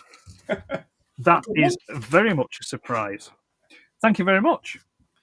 You are a bugger to buy for, quite frankly, because you've probably got every single toy going. So I went in another direction. And I'm hoping you don't have a small pile of things lurking somewhere. Well, no, I mean, I sincerely appreciate it, and I think it's great. Shall I show people what it is?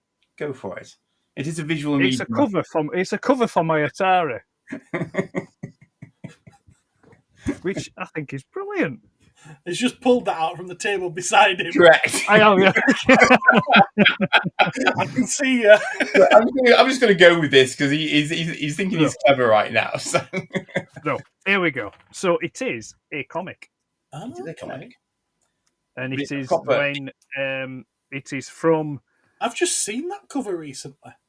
Yeah, it's the Marvel US one, as you can tell, and it's from the storyline where Megatron basically loses his mind. He doesn't really know who he is, and he comes under the control of a gentleman that uses him for nefarious purposes. And had I but realised at the speed at which I was having to pick these up, I'd managed to get Ed what is possibly the Transformers comic with the least Transformers content in it ever. Really? Megatron is largely in gun mode for the entire freaking episode, and only transforms finally at the end of it when he mysteriously manages to self-fix because he's been dropped on the ground. I thought, I've got him the crappiest Transformers story ever, you muppet. But anyway. I mean, the thing is as well. I mean, it's like they're quite clever on the artwork because they've got his gun sight there cracked to show that he doesn't know who he is. You know, he's broken at the moment. Yeah. I mean, I thought he was holding him in the appropriate toy form that Megatron came in at the time, of course, as well, with a full sort of shoulder, with the stock.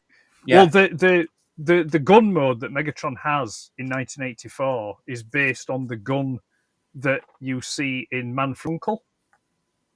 The Wolf, because the Diaclone, the Micro Man release, is actually called Uncle. It's the Uncle version. Oh, right. And that's why you've got the stock, and then the sight and the extended barrel. There weren't many of them to choose from, unfortunately. The particular one I was looking at, so that was the best I could do really with the time that I had. No. It's totally unexpected and fully appreciated. And then we've got a magnet. We've got a Soundwave magnet. Soundwave Superior. Fantastic. But I actually saw the cover of that comic only a few days ago. I don't know where I saw it, but I saw it. And I was like, I don't think I've ever seen Megatron being held by a human hand before. Yeah, well, it's in the cartoon. In the cartoon, Starscream fires him. Yeah. But he's like Transformer size, obviously. Exactly, yeah. Scale-wise. He manhandles him. Yes. You know, it was always entertaining because Starscream could have just gone, end of Megatron. And it's like, why would you not do that, Starscream? You hate the bloke. Why don't you just off him? Richard, hello, you've just missed gifts. It's double-bordered. I did briefly flick through it, just to have a look at it, and then I realised what the storyline was and went, bugger. But I think it's in reasonable condition, you know, it's... No, it is good condition, is that? That will... I do have a small selection of US comics. I wondered if you might have, actually, but your scans seem to be from the UK ones, so I just thought that might have a little bit, possibly, you know. There we go. Yeah, quick. And bit of GoBox. Yeah, GoBox I thought that in there as well. I thought that's quite cool, actually. I like that. Yeah. And that's the sort of thing I used to see in my American comics when I got them back in the 80s. It's like all this stuff that I couldn't get in the UK, you know. It's quite irritating. That's actually like that's quite humorous. I like that. Lions and tigers and bears. That's good, that. Yeah. That's very good. I did like it when I saw stuff like that in it because I thought that's very, very, you know, that's of our era sort of thing. So it did make me chuckle. Yeah. It's funny, there was a comic that I found earlier today. And the best part about the comic, I think it was a Batman comic. And the best part about the comic was the advert on the back page. And it was for a Masters of the Universe in television game. Oh. And the artwork was stunning. It was gorgeous, but he's on the back cover. Ed's going to read this comic now. No, I'm not. I'm just checking the date. It's February 85. Yeah, they got theirs monthly, didn't they? Yeah. Yeah. Yeah, because they never put the year. No, it's on the cover. No, that's why they got 80 issues, whereas we got 300. And whenever I picked these up back in the day, I was always puzzled as to whether the number on the front was the day of the month it had been released, or the month, or the issue number. I was never quite sure. Issue number. Sometimes they were quite low because they restarted every now and again, so it was quite confusing for me when I was little. I didn't get it, you know. Yeah, so it's issue 13 February. But yeah, their comics were monthly. So what you would have here, the UK release. So it's quite early doors. The month the UK month it comes off sale. The Marvel UK release of this story, I think it was done over 3 issues. Oh, interesting. Yeah, I do remember it. I mean, I remembered it as soon as I started looking at it. I thought, yeah, I know what this one is immediately. Which they did for most of the American. It was usually two issues. One US comic would be 2 UK comics. Yeah, because the UK comic was fortnightly, wasn't it, originally? Yeah, fortnightly went to weekly, and then it went back to fortnightly again when it was in its death throes. Mm. Lasted a long time, though. Well, a lot of issues, anyway. 322, wasn't it? Yeah, it was an incredible run when you consider it for tie-in. Yeah, The American one was 80. They did start towards the back end, though. They did start reprinting some of the older stories, you know, to like pad it out. I mean, I jumped off at issue. I think it was issue 205. I remember I stopped probably sort of maybe, I don't know, mid 150s, but I remember getting I remember picking it up again when I saw the wraparound cover for 200 in the newsagents. I could not pick that one up. It was to grab it again. Yeah, it was the end of the Time Wars. It was, arc, which was issue 205, and then that's when I jumped off. Yeah, so I smiled. That was my little slightly nostalgic return to it. I thought, oh, it's still going. I remember what year it was, actually. Got it here. Just go to my lockable box. I can do my pickups. Are you going to do pickups? Excellent. Yep. February, yeah. Tell you what, we'll let Ed show this. Yeah, February 8, 1989. 1989, yeah, gosh. That was when issue 205. That was. Look at that Weetabix on the back. Yeah. I love them. The Weetabix work out. Yeah. That was the last one I got. But yeah, the 4, 3, 2, 1. That's the wraparound cover. Oh yes, yeah. There you go. I'll put him back up. Go on then, show it again. No, it's okay. No, it's all right. No, it's Andy's time now. It's right. It's cool. Fair enough. Go on then, Andy. Right. This is a slight rerun of my New York pickup video, but with some additions. No. It's content, don't moan. Right. Mythic Legions. Ed, give me the lowdown on this one, because I've got no idea about the background to it. Oh, it's one of the goblins. Was it a goblin? I thought it was a dwarf. Is it a goblin? Well, dwarf goblin-y thing. Fresh from America, probably overpriced, but it is what it is. Why would you? Well, no, I'll ask you what you pay for it later when we're offline. But yeah, it's the. I'm looking for them, but I didn't manage to get to a normal toy shop. I didn't even know if they're available in normal toy shops. So when I saw one, just show me the back again. The pictures. Just bring it closer to. It's part of the Necronominus line, isn't it? Sorry, that way. Is it? No, that's an earlier one. Is that? Oh, is it? I thought I recognized that Knight as being one that you might have had, but that was about it. No, that's not Necronominus. That's the There's 4 horsemen in there. If that helps us all. That's just the company that makes them 4 horsemen. It's the just right on the side. There'll be a sigil, right? Yeah, and then the side that's facing you, there'll be a readout. Oh no, there ain't no right. Okay, yeah, dwarf Legion brother. I think it's dwarfs. It's something like dwarfs and knights or something. That's I think that's the one that came before Necronominus, because the Necronominus wave has kind of like ghosts, ghouls, and things like that on the artwork. Joe wasn't here in February 1989. Oh God! It was the month that Ben was born. And he's sorry to make us all feel old, says Joe. No, I'm acutely aware of how old I am right now, I can assure you. Martin thinks he started his first job in 89. And apparently, Buford has just started his GCSEs. Well done, mate. Hope you do really well with them. I was probably just about starting my GCSEs at that point as well, although not final exams, but got a bit of Deathlock action there. I've always liked him as a character, and this is the version of him that I very much remember from the comics that I read in the day. It's from that era.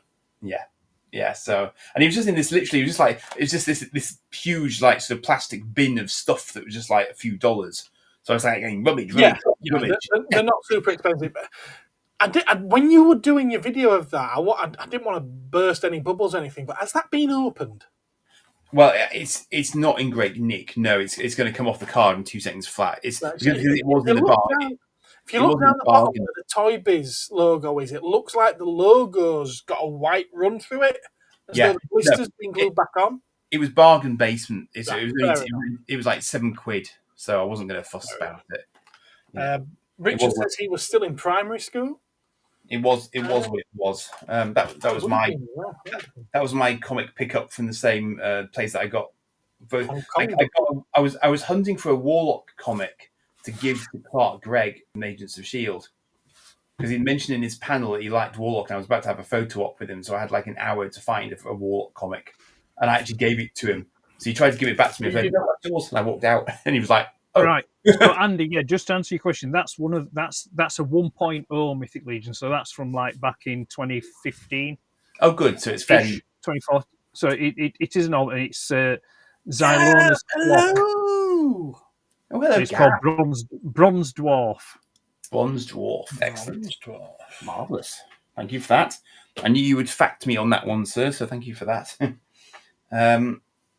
Right. And obviously, much to Gareth's chagrin, I have got a Godzilla from New York as well, which is probably a completely bog-standard Godzilla compared to his shiny gold one. But nonetheless, he had little shiny spines, and I got it as I was getting his gold one. It's from the Bandai stand, so this is my Godzilla from the Bandai stand in New York Comic Con, and it's a MonsterVerse one, but I just quite liked him, so I bought him.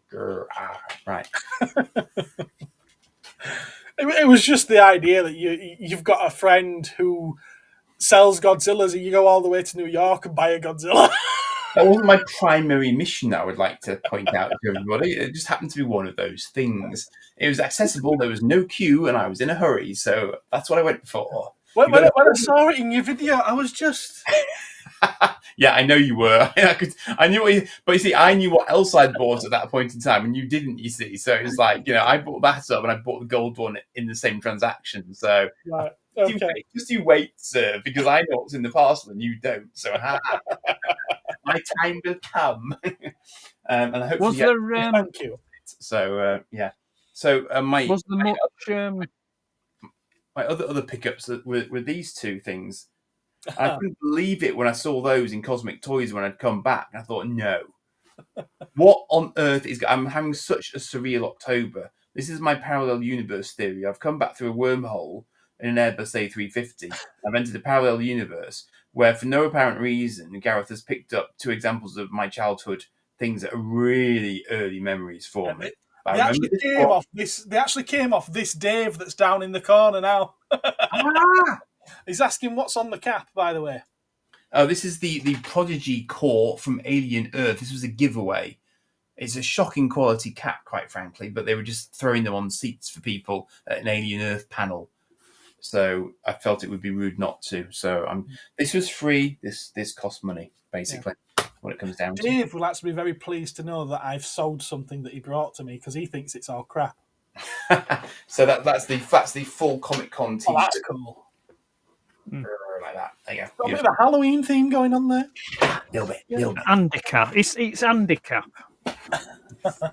It's an handicap, but we've all got them. Right. Was the mini Mythic Legion stuff then?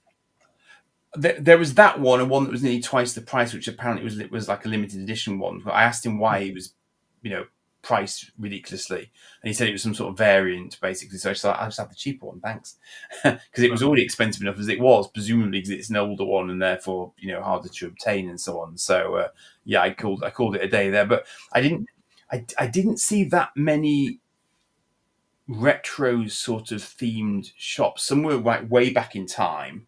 Most of them were just doing sort of Marvel, doing sort of like Black Series and Marvel Legends and all that sort of thing. They were fairly nothing that we couldn't get here, basically. So I didn't really hang around them very often. Now, finally, and this one's a little bit special to me. I did not get this from America. This was behind my gate, and I had to smile because the card basically said, "Put over the gate," and I thought, they've done an ed to me, and they've literally dropped this parcel over the back of my gate, and I just assumed they hadn't done that.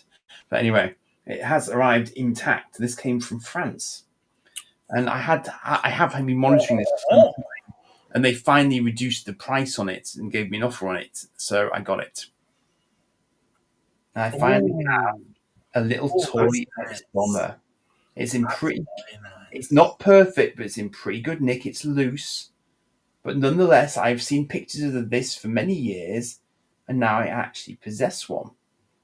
That's nice. And I think I can't remember if it's Takatoku or not, because I've literally had this out of the box for an hour. Nice.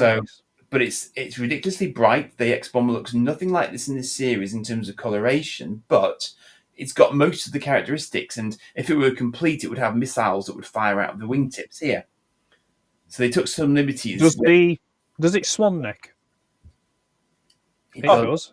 It does swan neck, and that will ratchet down. I've already ratcheted it back up. There's not a lot in there, mind it seems, but maybe there was once. I don't know. But it is what it is, and I'm very, very. Can I just ask the engines at the back look a bit far back. They look a bit far back. They are a little bit far back. Yeah, they're on rather long stalks compared to the series. Yeah. I don't know why.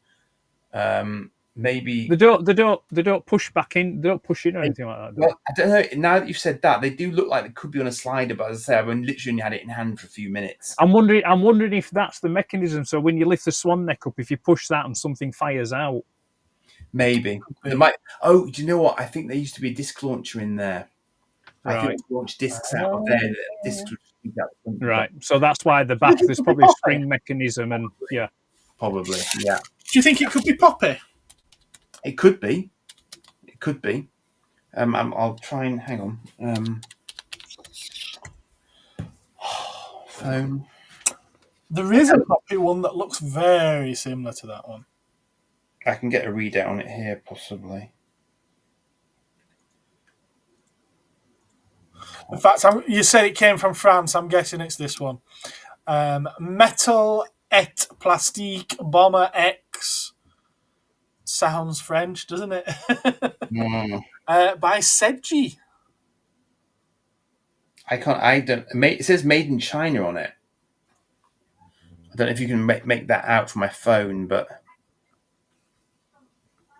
although that looks exactly the same as that one. That one. I'm slightly surprised it's made in China, actually.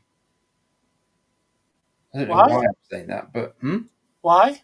Well, just because of the era. If it's from the era I think it is, I don't know why they wouldn't have made it in Japan directly. But well, even all Japanese toys have always been made in China. Their slaves are cheaper. Yeah, so their child labour is cheaper in China than it is in Japan. So I'd have to get a translation of that because it's not giving it to me in English at all for obvious reasons. So I just don't know. It's just Chinese symbols. So I've got the box up. Would you like me to share? Yeah. Yeah. Yeah, I mean the box ones are obviously, Oh, I can imagine they're ridiculous. Share. Not that I wouldn't like one in the box, sure. I mean, I'd love one complete if I could do it, but I just thought it's not a bad. I felt it wasn't a bad example of it as they go. As you can see, I searched for Poppy X Bomber, which it may be, it may not. I'm not sure. But this is what's come up. Is that what you've got there? It looks like it. Yeah, because it's got the little X Bomber sticker on the side of it there as well. You can see that on the. But what I did find is this one, which that's French version. This one. Yeah, you can tell it's got that blue plastic bit on the top, which isn't in the show, but that's on mine as well. There, can you see? Well, that's the Japanese version, and that's got the blue plastic bit as well. Yeah, although I think the same toy. Yeah. The Di-X that I've got is basically from Italy, but it is the original. I don't know if it is Poppy. I don't know if it is Tokusatsu, but it's coming up with this Sedgy. Yeah, Tokusatsu. That's what I meant, not Takatoku. Yeah. Yeah. No, Takatoku is probably right. Tokusatsu is suits fighting. Oh, yes. Power Rangers. Yeah. Sorry, that was me. My bad. Yeah. I probably had one too many rums. But no, that's there is that red one as well. There's another one, but no, I mean that for me, that was I was like, I've hankered after one for a while, and I've been watching it, and I checked another one. It didn't seem it was a little bit more complete, but also not in a sense. It looked a bit more battered. What the France says the American? Yes, But it's a good. Just looking at it, it's got all the key structural elements that I would associate with X Bomber, having once done a 3D model of it, so I know it fairly well. And it's not bad at all. It's got all the sort of DiX pods are there, and the engine intakes are there, and sort of the sort of cockpit area is correct, and it's got the neck movement as well, which is brilliant in a little plastic. There is some weight to it. It's definitely got some metal to it, which I would have expected. But yeah, it's cool. Beautiful. It's cool. Beautiful piece, Andy. Mm-hmm. And yes, White Feather, it is indeed Starfleet. Yes. Yeah. Not one word, I would hasten to add. That Starfleet... Is it two words? It is 2 words. Starfleet... I know they have the star logo, don't they, in between? Yes, but Starfleet like that... It's 2 words. Starfleet like that... Star Trek. Starfleet, 2 words, is X-Bomber. Okay. That's the way of it. Yes. Ed? What? Do you have any pickups to show us? Anything new in the vault? I showed you, didn't I? Did I show you the other one? Other week? Had it come? Ironhide? Yeah. Is there nothing since then? No. Nothing since Ironhide. No. Apologies, got a dodgy keyboard, says White Feather. It's got a dodgy space bar. It doesn't appear between R and F. No, nothing. I suppose I'll go then. I got myself, what is riding on, by the way. Yeah, I got myself an absolutely wonderful Godzilla fridge magnet and a gold Godzilla action figure. I should do an unboxing, shouldn't I?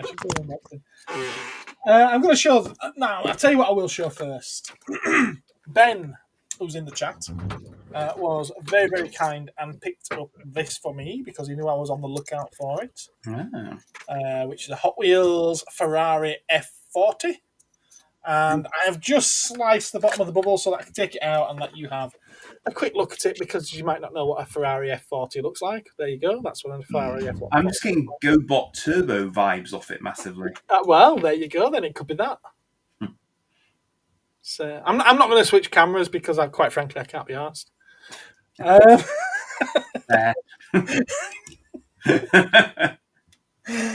Sticking with the die-cast motif for a moment. Actually, I did prepare this I'm going to switch cameras for this. Give me a moment. I did switch cameras. I did prepare something for this. So,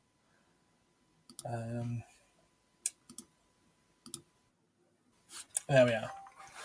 So I saw this at Bolton Toy Fair, and I asked about it.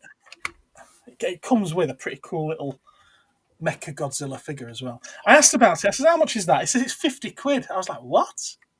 It's a Jada cheap budget model. It's like, there's no way is that 50 quid. They're normally 30, so I thought 35 with the figure. Yeah?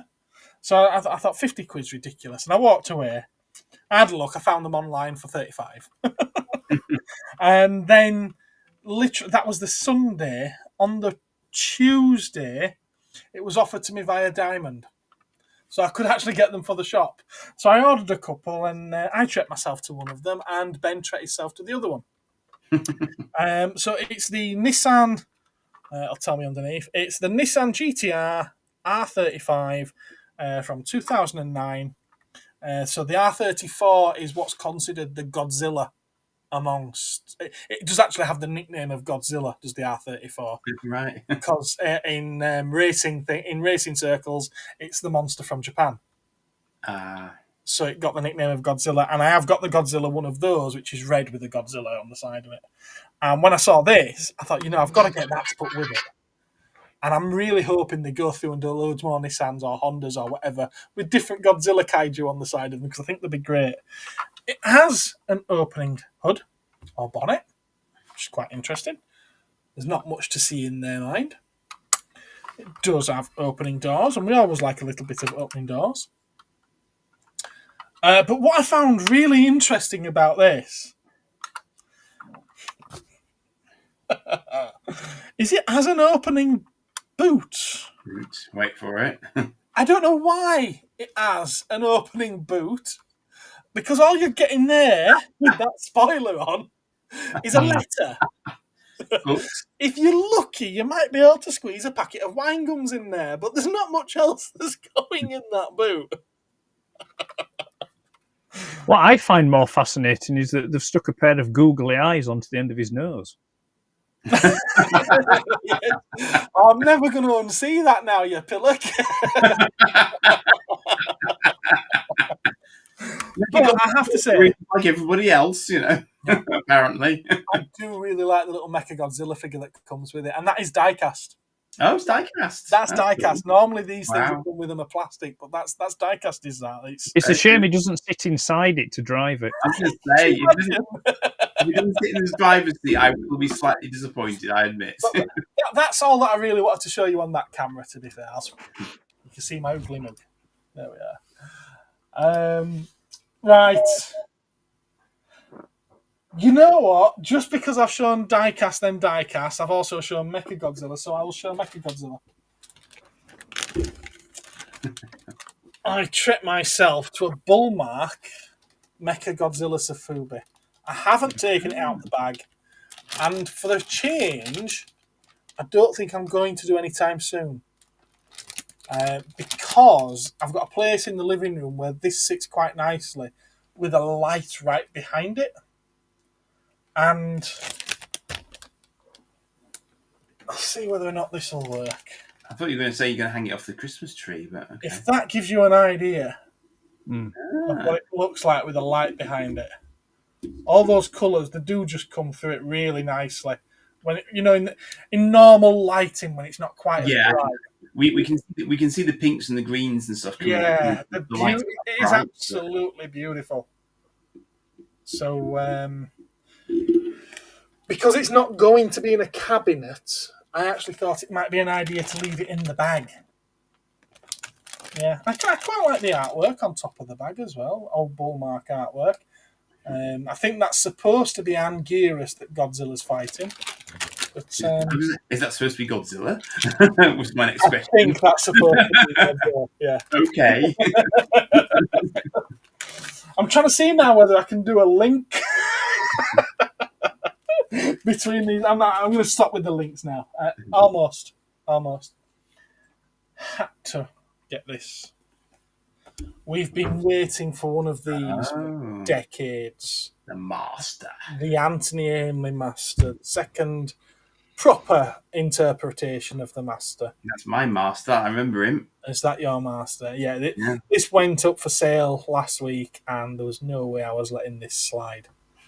So, he comes with an extra head. For some bizarre reason, he's got some toenails or something inside the packaging. I don't know what that is. This one will be getting opened. And it will be going on display in my cabinet. Now, I do already have the TARDIS. That came with my fourth Doctor figure many years ago. So, yes, happy to have that. Strangely enough, how morbid this could possibly be. That accessory there is the casket that his ashes are put in after the Daleks exterminate him in the 8th Doctor pre-credits scene type thing. How delightful. Yeah. Bit creepy, that, isn't it?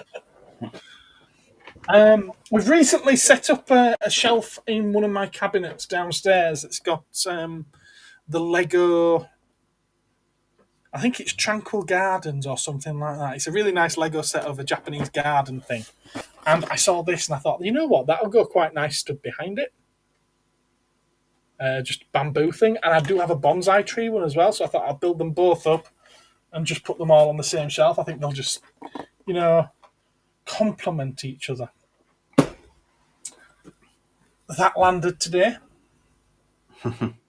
Yeah, I've got to get these when they come out, otherwise they end up selling out and you have to pay stupid money on the aftermarket for them. This one, Blu-ray collection, has got some classics in there. Terror of the Zygons, Planet of Evil, Pyramids of Mars is a favourite.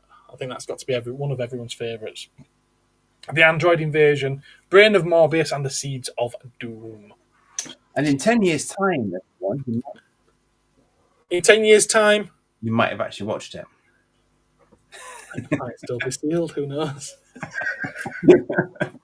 Another 2 that landed today for my J horror collection. We've got Tommy, which I won't bore you and tell you all about her, although she's an interesting character and you should know a little bit more about her. And then another J horror collection that's got 7 films in there.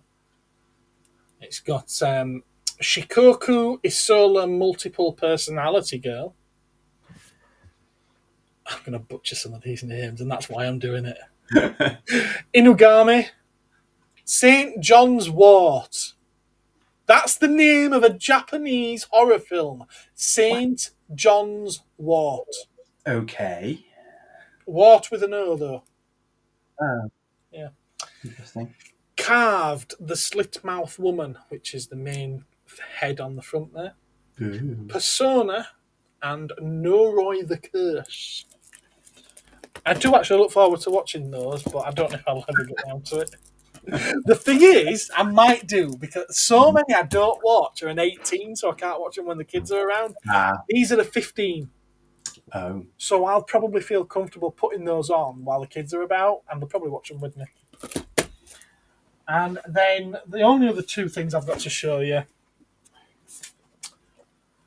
I may have branched out a little bit from Zoid. It's upside down, Gareth. It's upside down for us, mate. Thank you. I may have branched out a little bit from Zoidzilla. Ginosora. Yes. Yeah, well, it's a Tyrannosaurus type, so I thought it'd fit well with Zoidzilla. So I've got that one, which is a little bit more of a modern design. This figure was brought to you by Tenuous Links. Yeah, Tenuous Links, yeah. And then an earlier design of him. This was from the early 2000s. In the anime, yeah. Yeah, it's 2003, is that. Mm. But this, believe it or not, was a Japanese Toys R Us exclusive. Ah. And yes, Ed, I am going to build it, even though it is made out of clear, black, translucent plastic. Wish me luck. How can it be clear and black at the same time? I'm puzzled. It'd be a smoke translucent. Yeah. So that's me. That's Get some fine LEDs and put them in it. That's the plan. That's the plan for the actual translucent Zoidzilla that I have, the Godulus. What's the chat saying? Don't use sausage cam again. Again, I reserve that for special customers, of which you are not one. I liked your setup in Doncaster, by the way, with the big long Zoid box that you did. Yeah. That was In the middle. Yeah. The Mad Thunder. Yeah. It's cool. I hope a master figure comes out with some people that have been turned into dolls. That would be that'd be brilliant. We could use Polly Pocket figures for that, couldn't we? Yes, they could, Gareth. Yeah. Links. You keep drinking that rum, it'll all be fine. Gareth, personality boy. I wouldn't go that far. You could use Micro Machine figures, though. They'd be about right. Lego figures. Gareth, I thought you didn't like horror movies. You really need to see my collection. Have I said I don't like horror movies? Yeah. I find a lot of American horror movies since the 70s a little bit boring because it's just usually teen girls babysitting, screaming, running upstairs and getting killed, and that's it. There's not much more to them. Yeah, that was pretty much post Halloween, was that? Yeah, exactly. So like 70s, late 70s. Japanese horror introduction films, of the Korean slasher horror film. films, very different. Very different. We aren't in Australia. What? Gareth, mighty sausage. Oh, I don't need to brag, do I? When I've got someone advertising for me like that. You're lowering the tone, Gap. You're lowering the tone. You know what? When we've done with this stream, I might go watch one of these. Not going to. So yeah, that's pickups done. And we've managed to get past our 2-hour slot. Yeah. Does anybody have anything else to bring to the table, so to speak?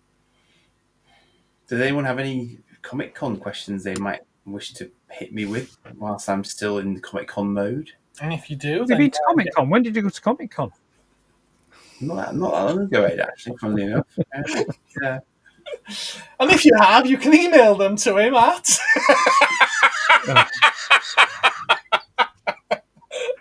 Go do one at. Or phone him on 018118055. I also recommend some places to eat in New York if you're ever, hungry there. It's all good. Gap says he's lowering the tone because he knows I like it. You're not wrong. You're not wrong. Where would you eat out at Comic Con? Well, a couple of Lara Croft seem quite nice. Well, he's already told us where he ate out, hasn't he? He was on hot dogs for 2 days straight. Three. Three? Hot dogs. Sorry, 3 days straight. Hot dogs. Hot dogs and then There's a video on YouTube that shows no. you how There's to a video make on hot dogs. YouTube. What? This is incredible. Groundbreaking. I advise you never ever to watch it. Oh, about the making of hot dogs.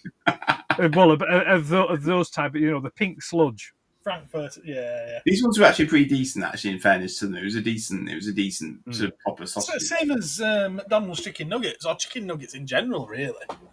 Yeah. If we knew everything that we're eating, Well, to be fair, I mean, in all honesty, to be fair, McDonald's have gone a bit better because they have started using breast meat. But prior to that, it were all that reclaimed stuff, where they just basically throw everything in and it all just macerates it up and then clumps it together. Did you try a corn dog, says Steve? I did not. My food groups included pretzels, Nutella crepes, bagels that had like 8 holes of ham in them, which was impressive that my son partook of. I am Cornholio. I need bunghole for my teepee.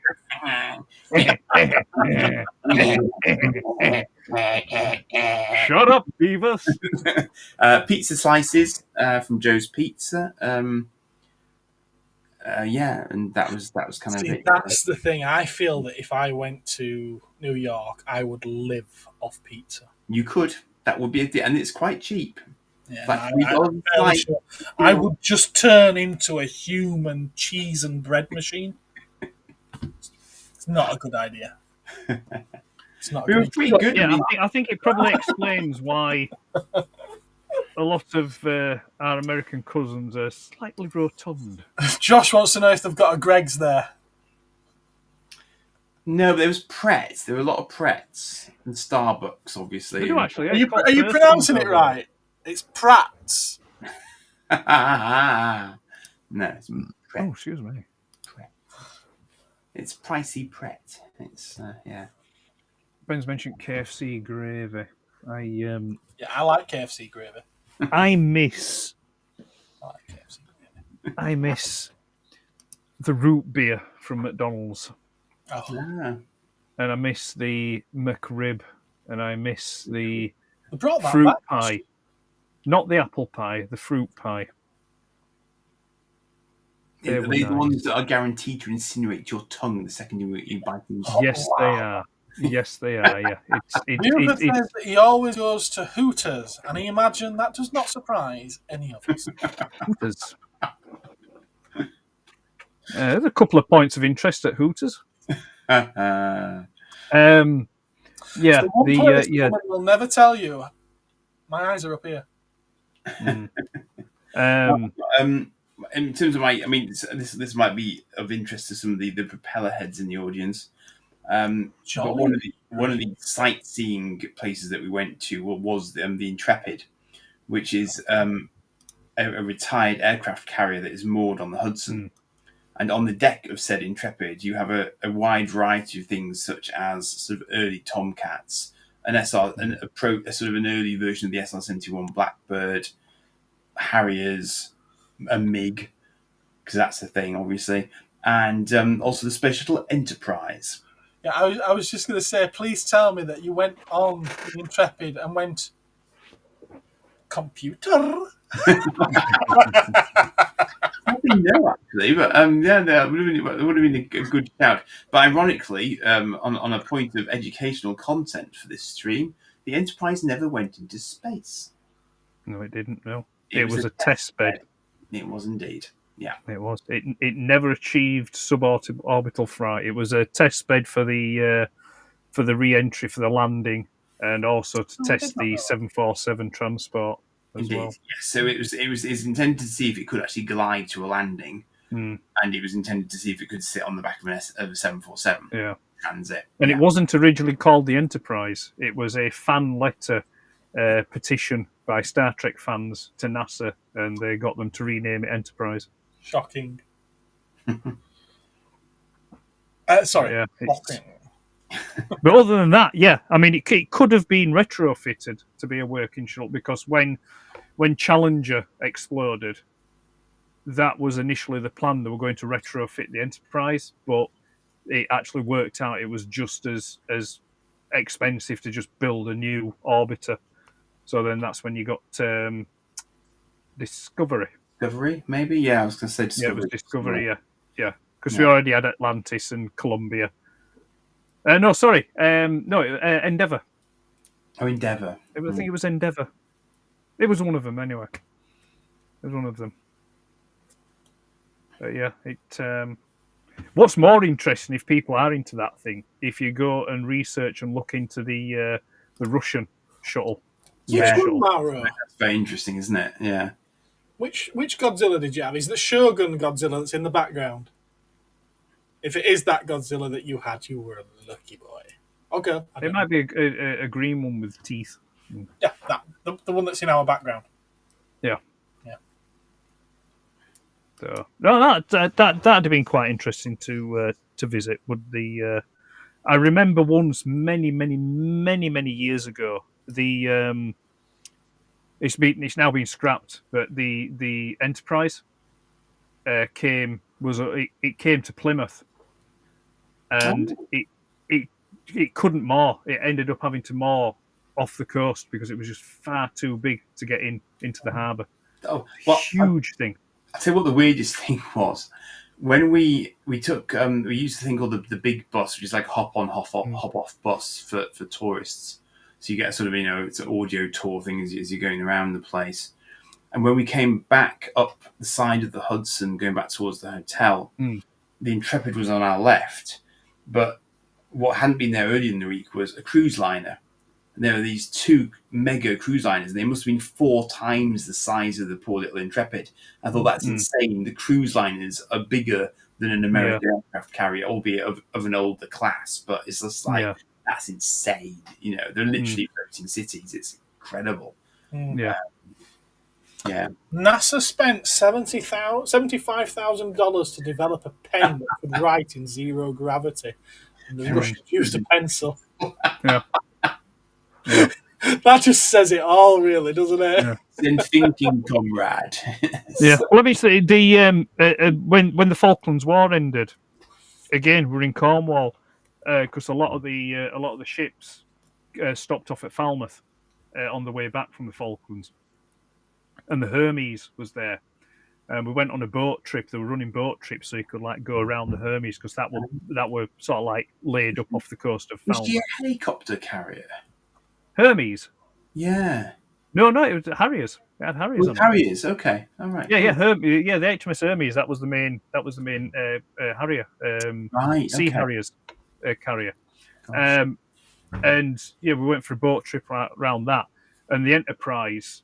I mean, obviously, I saw the Enterprise many years later, but it was probably 2-3 times bigger than the Hermes. It was just an absolute beast of an aircraft carrier. I think it's their nuclear-powered beast as well, of course. So yes, they are. Yeah. But it's that a particular Enterprise has been retired. It was scrapped. I think I'm just trying to think if I don't think they currently have an Enterprise.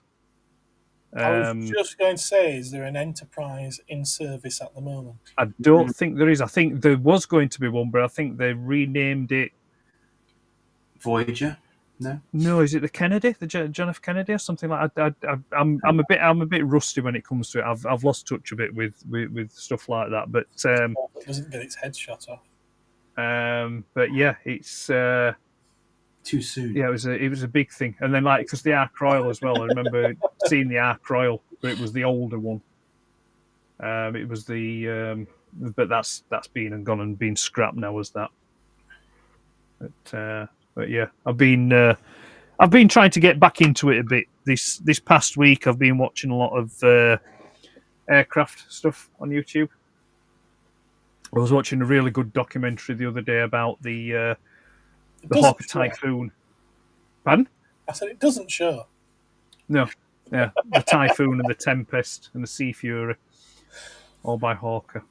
Essentially all the same plane, but just slight variations and different engines on them. It's an interest. Next time on Weapons of War. Yeah.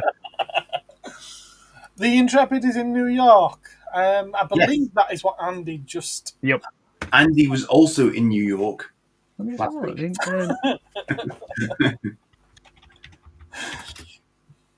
Well caught up there, Mario. Bless you.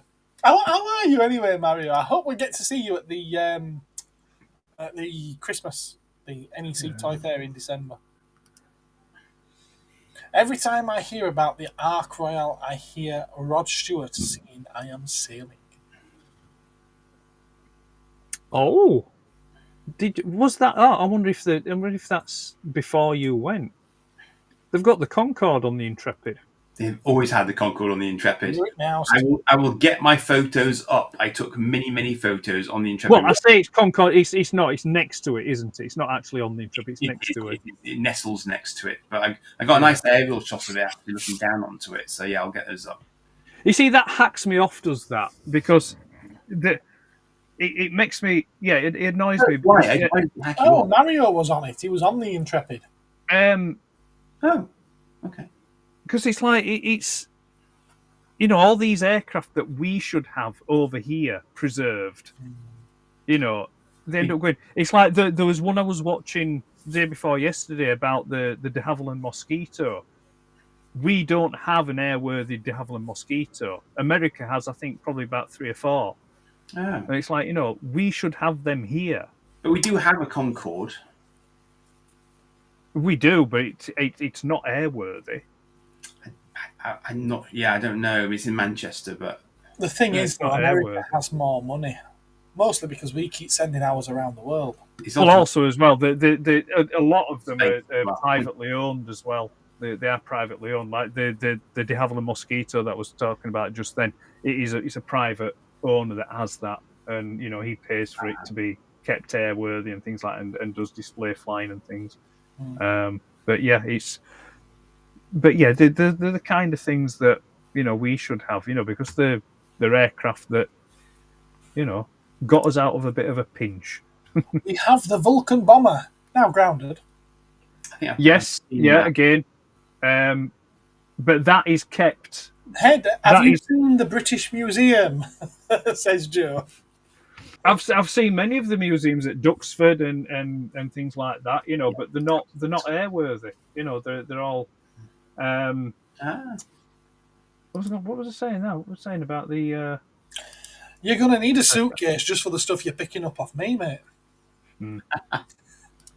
Yeah, I took 2 to New York because it suddenly occurred to me I could take 2. I was allowed to, so I did.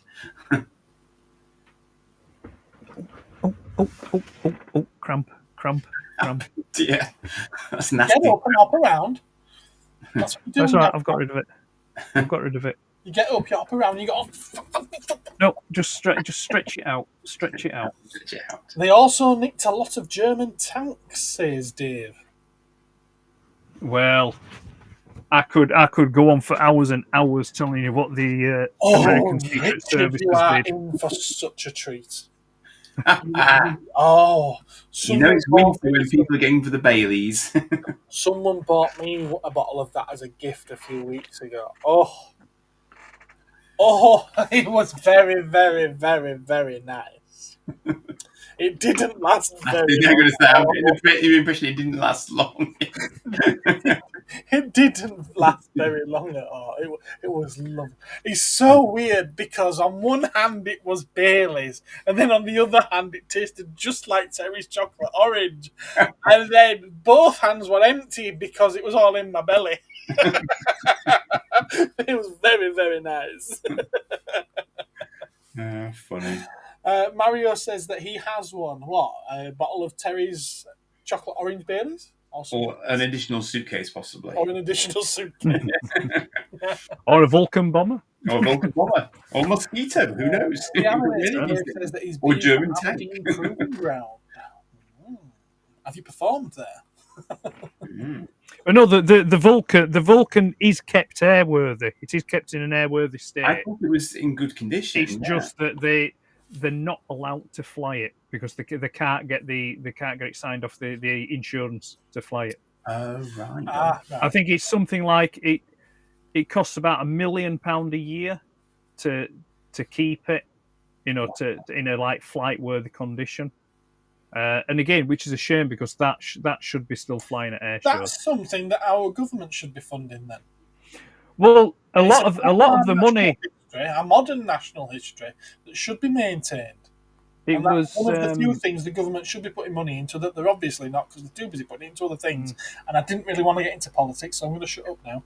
Yeah, no, it was. It did receive a lot of lottery money to get it back airworthy. But yeah, it's fantastic. The engines that's on the Vulcan are the same engines that's in the Concorde. Richard says, sorry for derailing the history talk, but yes, Bailey's is very nice. No, it's fine. Yeah, the Rolls-Royce Olympus engines, they make a very distinctive sound, like a really high-pitched scream when they... I remember as a kid... It ain't a simple plane. There was 3 Vulcans at, I think it was Finningley, RAF Finningley, or Church Fenton, and they came over in formation. It was just like... And then one came over Dewsbury Park. There was like a fair or something going off at Dewsbury Park, and they had a low flyover from a Vulcan. Yeah. Excellent aircraft. Yeah. And they were actually retired, and they brought them out of mothballs to use them for the Falklands War, because it was the only bomber that could fly. Yes. Non-stop. I remember. Without refueling. It had the range to get there. Yeah. Probably, yeah. Did they have to refuel to do that? In air? It's what? Did they have to refuel in the air to do that? Do it? They were refueled by Victors, which were there were 3 what they called V bombers during the Cold War era. There was the Vulcan, the Valiant, and the Victor. Right.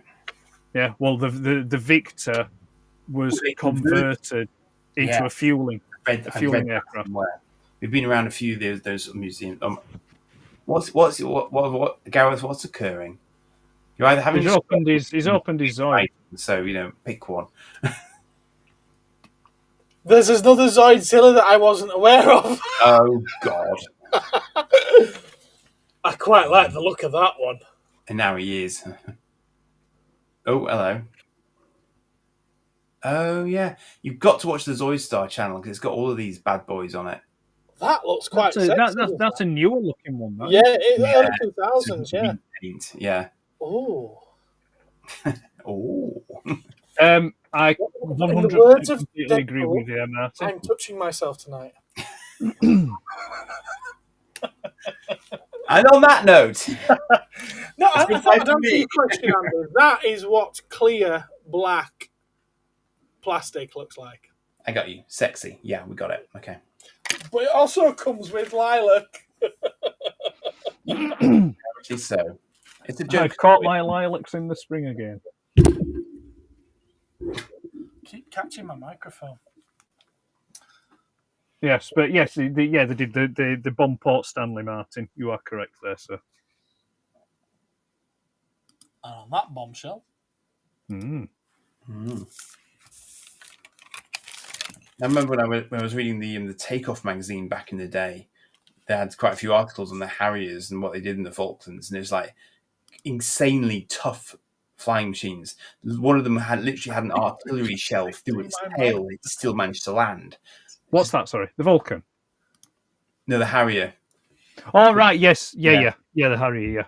Yes, I mean one of the Harriers had sort of done a sortie, and it came back, and only after he landed did he realise he'd actually been shot through the tail with an artillery shell. So he had a great big gaping hole with wreckage, in the back of his craft, and he'd still been able to put it down in one piece. Yeah. Yeah. I mean, to be fair, it was one of the good characteristics with it being a VTOL, aircraft, which the engines were designed by Frank Whittle for that. So I mean, it was a great design, but again, it was a design that we did and we gave it to the Americans. Oddly, I don't know. I think it's because I was researching Falkland stuff and something that Gareth was talking about.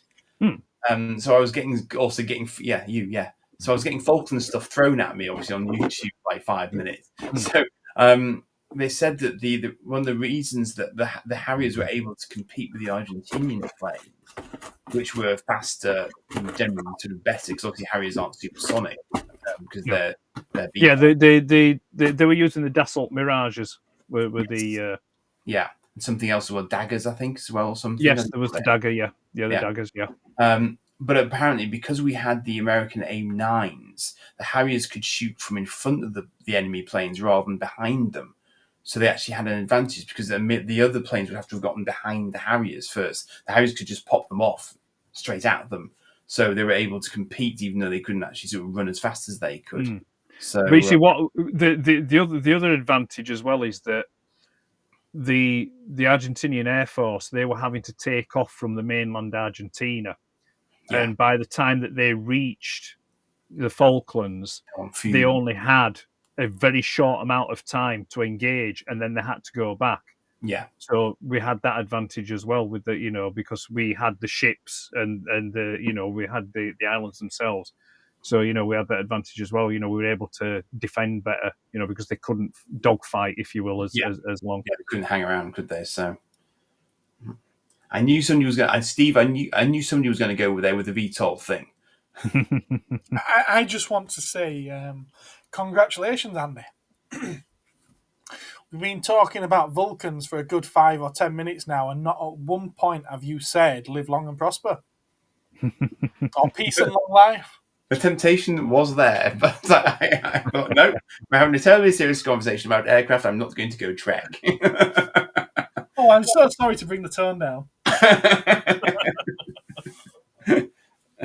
Funny. Right.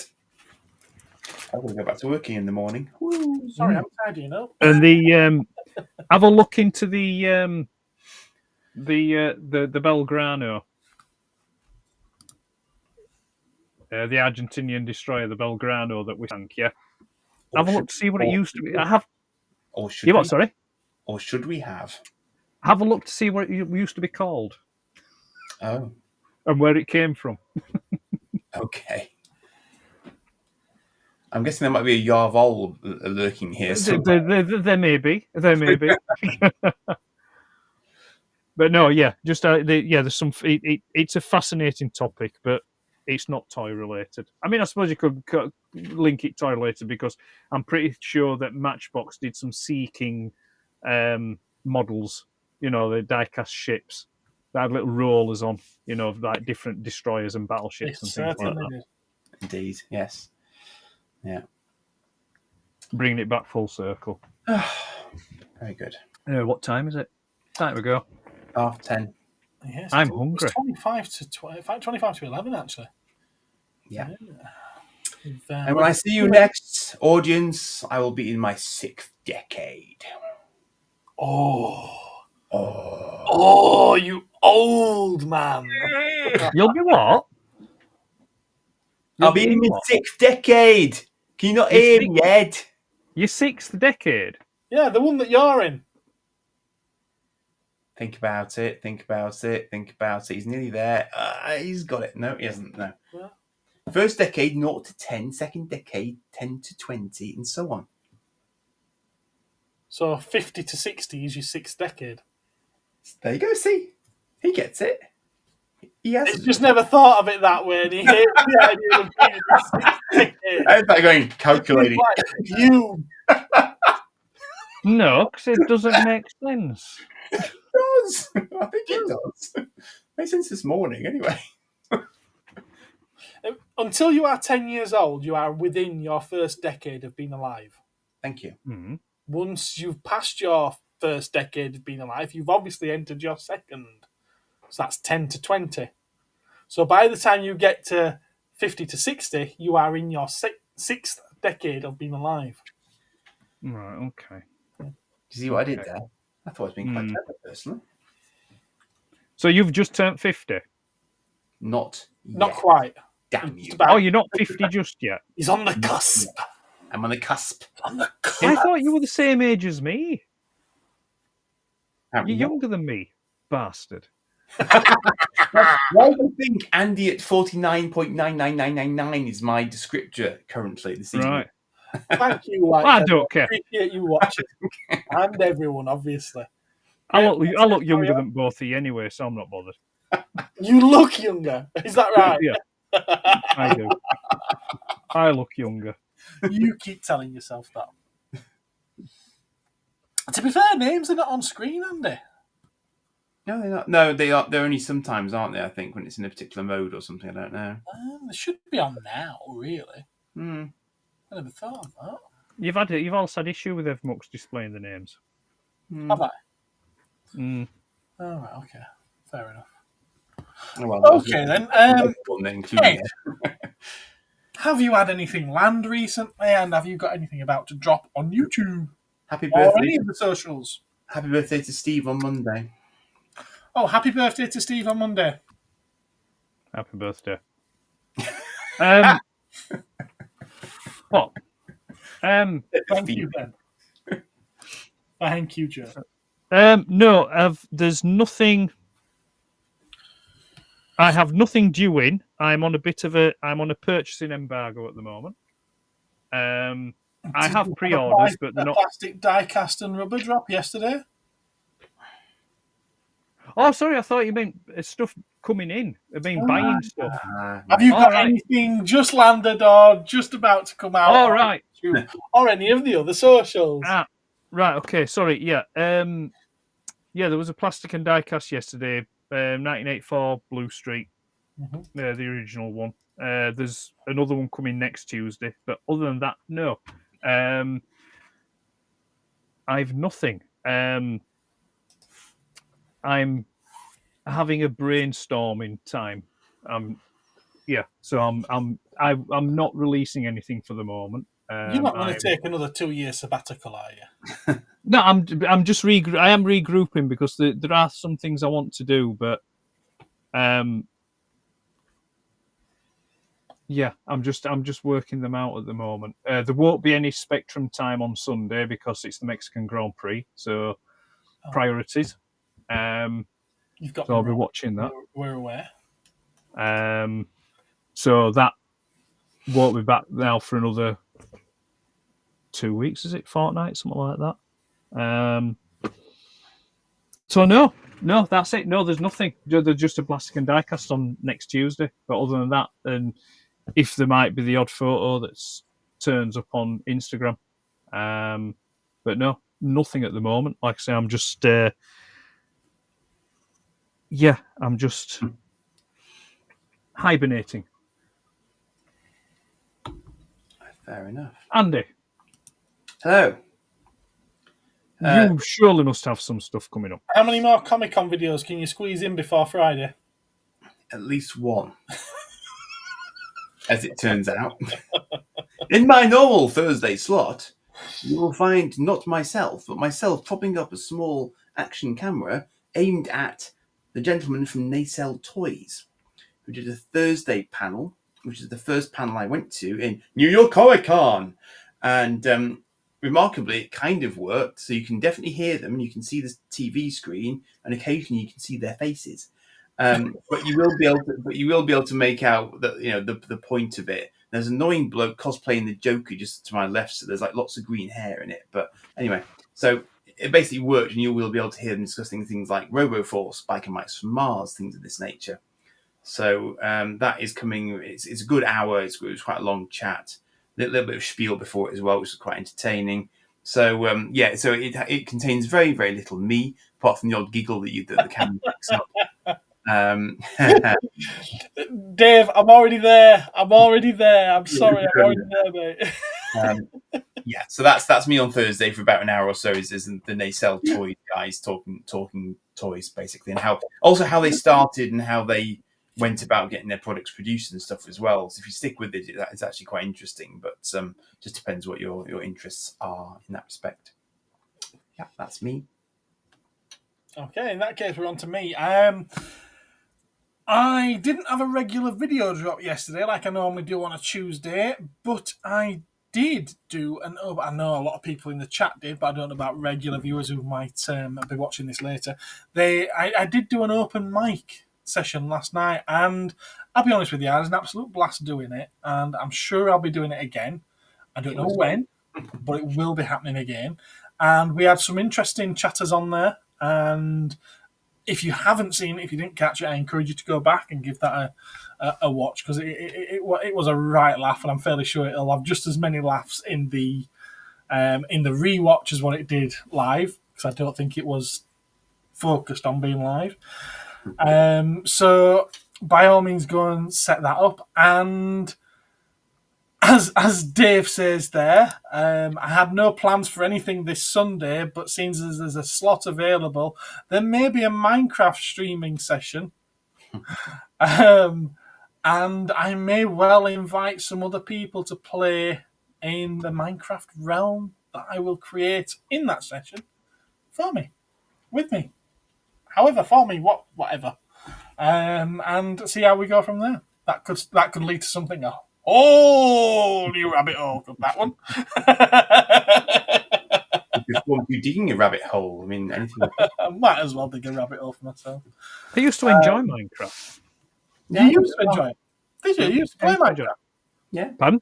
Did you used to play Minecraft? I did. Yeah, when it first came out and that. Yeah. Yeah. A Lego bonsai tree build live. Is that what you want to see? On the some point as well then. Yes. I fired my 360 up the other day, and there's a load of save states on it from Minecraft from back. My son's Minecraft worlds are on there where he used to build planes. Take care, Richard, mate. You take care. Bye bye. But I can't play it now. It gives me migraines. Oh. Really? Yep. Yeah, it gives me migraines. Oh. I think it's the Bobby and Bouncy thing on it. It just. Can you not I tried sunglasses on or something. I think you might be able to turn that off. You know. I don't. I have the same thing with first person games. First person games just. You know, with Minecraft, you change your camera view. Yes. Oh yeah. Even when I play third person, it's still. I don't know what it's. I think it's just as I've got older. I think it's just. Because it might even. I used to rate or something. Pardon? Maybe it's a 360's refresh rate or something. I don't know, but you see, I've even kind of like the what was it now? Resident Evil 7, is it?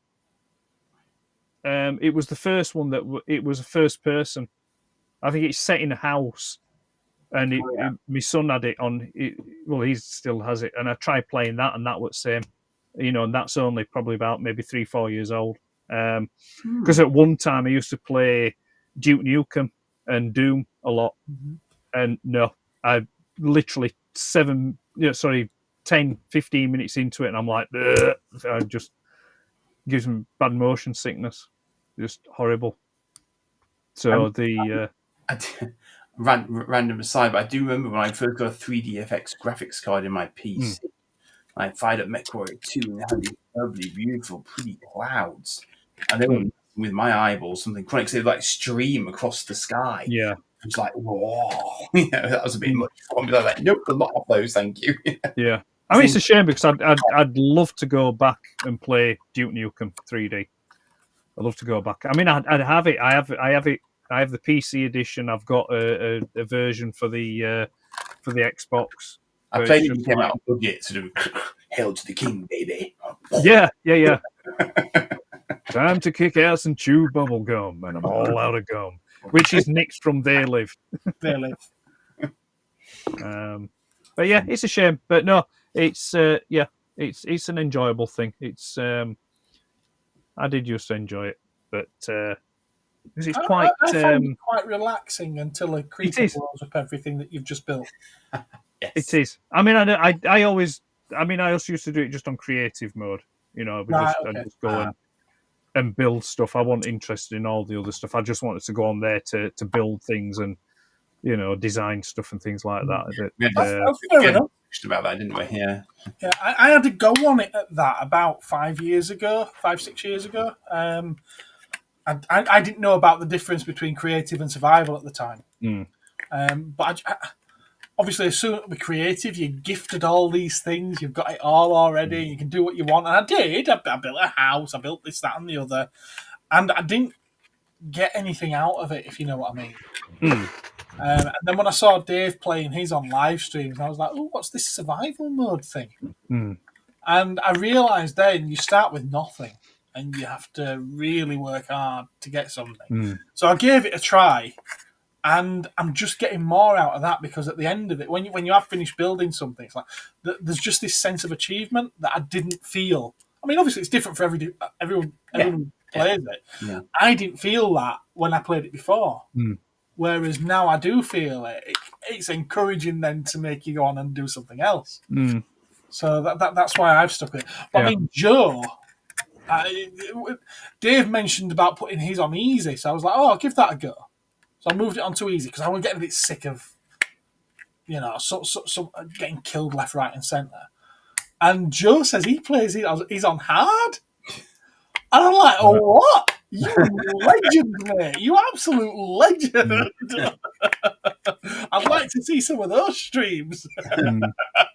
I mean, my son and his mates, they play it. They do like the multiplayer thing or whatever it is and stuff like that. You know, they have fun with it and that. And I think they do it on the survival or whatever it's called kind of thing. So if I set anything up on Realms, that's what that'll be. Yeah. And then they also do these sort of like survival games and stuff where they play with other players and they've to like, you know, is it like capture flag kind of things? Yeah. Oh, is that right? Okay. Yeah. You know, I don't know if we'll do that. I think the idea that our age cooperative would probably be better. Yeah, what I'm looking at is just sort of like opening the world up to all of us in our little community, and we can all come in and we can build whatever we want, you know, within the same thing. And I just thought that might be fun because I would imagine if you're playing in the same world, you'd be able to communicate with each other. And that, if we do a live stream, that should come across on the stream. I don't know. We'll find out when we try it. Yeah, but I think that could be quite fun. I mean, to be fair, he follows and watches Dave's stuff. Oh, does he now? Yeah. Okay. Yeah, well, when I first became aware of Dave on here, you know, through Cosmic Council, and I saw what he did, I said to my son, "Oh, there's this guy," and I said, "Oh, yes, I know who he is. I watch him." That's like, excellent, good lad. There you go. Fair enough. There you are, Dave. You are appealing to the youngsters. Joe says that he did hardcore a few years ago, but once you died... Really? What? Oh, yes, that's a thing. No. No. No. Played it with my son online. He took great delight pouring a bucket of lava into the top of my base. Twat. Dave says he needs a headset with a mic. Does your headset not have a mic? You literally just use headphones. Well, I mean, you could do that. I mean, this sort of setup would work for it, but yeah, possibly.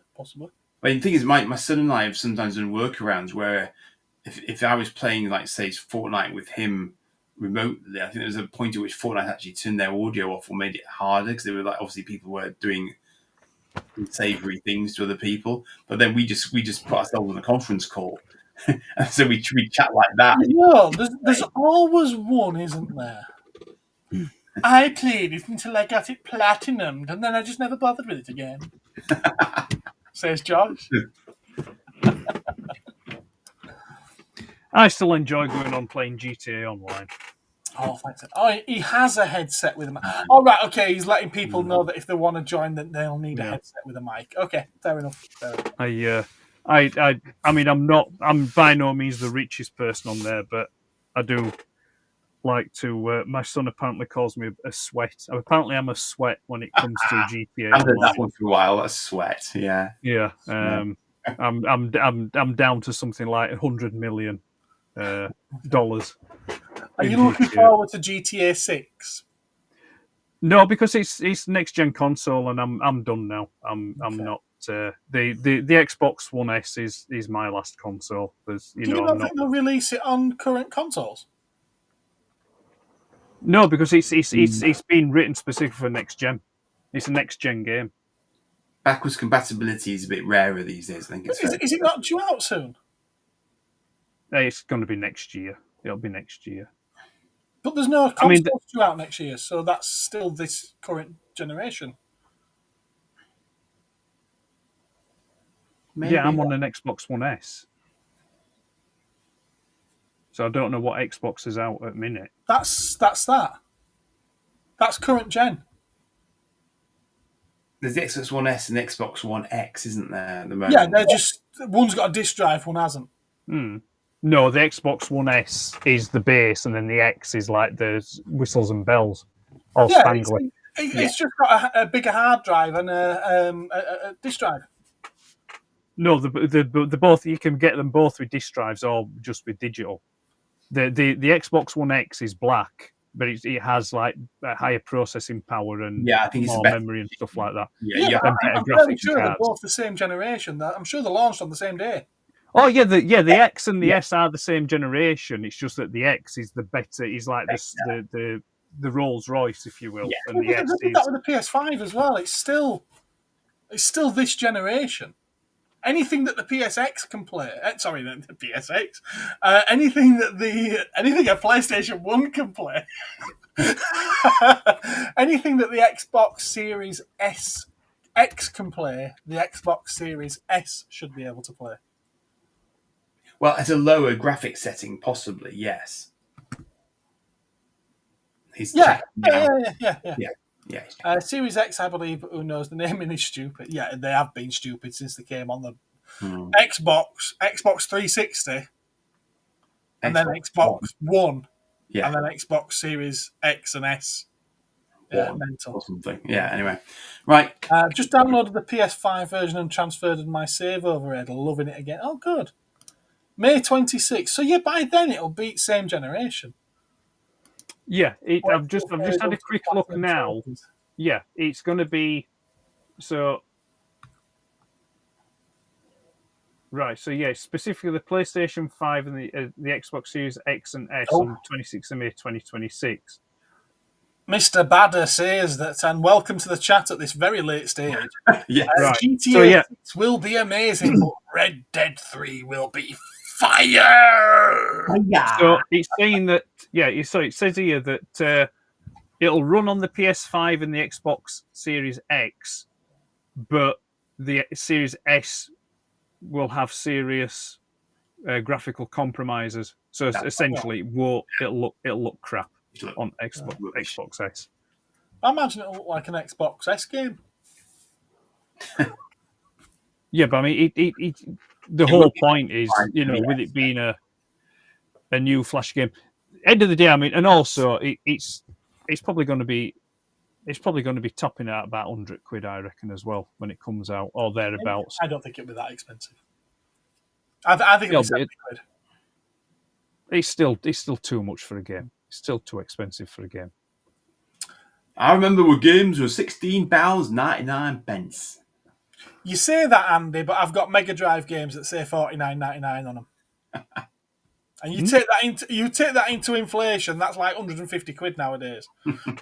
I would say, Ed, the amount of time that you've put into GTA 5, if you don't think that amount of entertainment that you've got out of that is worth £70, then that's bizarre. I suppose I'm being polite. 80 back If I'm perfectly honest, I'm not bothered. I'm not bothered. I can't be asked. I can't be asked. Yeah, it's just that it's just not gaming's just the modern gaming's just not appealing to me anymore like that. It's not to me, but I'm aware of how much fun you've had with GTA 5. Yeah, well, I mean, GTA 5 will be supported for at least another 5 years. So I'm happy with that. I'm happy with that. And it depends. I mean, it would be nice if they won't do it, but it would be nice if Rockstar would allow you to carry over your progress from GTA 5 online to GTA 6 online, but they won't. They don't want you to do that. They want you to spend money again to start fresh. Though, isn't it? It's not just a clone of the same game or an expansion. It is a new game. I dare say there's going to be very similar things happening in it, but it is a new game. Yeah. So it's so no. I mean, I'm not particularly. That's the star of tonight's show, Andy. That is very much the star of tonight's show. Dave's got a really good... I mean, it don't go out like, but 2 nights out would pay for it. It's all relative, isn't it? It is, yeah. I mean, why would I want to go out when there's people? I mean, if you think about it, it's less than the price of one of your Masterpiece Transformers. It's what, sorry? It's less than the price of one of your Masterpiece Transformers, and you're going to get a lot more hours of fun out of that than what you would out of... I'm not going to try and talk you into buying it. It's the end of the day, I don't give a shit. Well, shut up then. At least with GTA... Can we go to bed, please? Yeah, I'm going. Shop the night before and queue for hours. Never done that. Never, ever, ever, ever done that. That does not appeal. No. Right, okay. I think we've all said what we've got coming out and what we've got not coming out in my case. Time to go. Yes. Good night, everyone. 3 hours? Or should we stick it out for another 2 hours and 40 seconds? 2 minutes. Two. 2 minutes and 40 seconds. I will regale everyone with the Starfleet. Yeah, 3 hour stream. Send a message out across the sky. Besides, I'm too attached. There's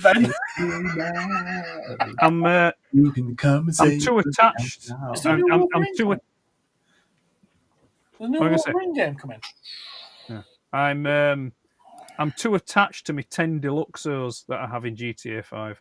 I don't even know what a Deluxo is. It's a DeLorean. Oh, right, okay. And it flies. Oh, right, okay. Fair enough. Is that some bragging right type thing that you've got 10 of them? No, I just like I've got one in different, different colours. That one's aimed at you, Andy. He's just trying to underline his sweatiness, basically. Thank you. Is that right? Okay. Well, I'm going to underline my blockiness and invite you all to this Sunday night's live stream of Minecraft when it should be a ZX Spectrum live stream. But hey ho. The Mexican Grand Prix on, so that's what you said.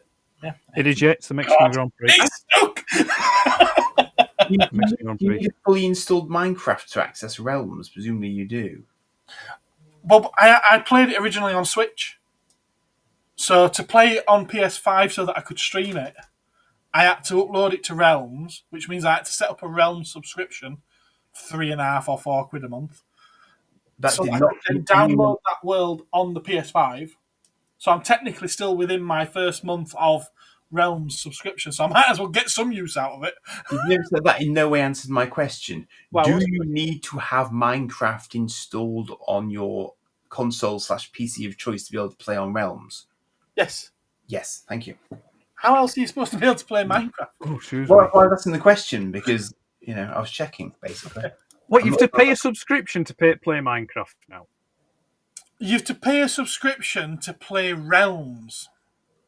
I might have it on here. Within Minecraft. Do I have Minecraft? So if the laddo's playing Realms, which you've just said that he is, he will be paying a subscription. And your credit card is probably paying it. No, because he might pay for it out of the top-up thing that's on his Xbox or PS5 or whatever. The only thing that's paid is it the PlayStation thing or whatever it is, the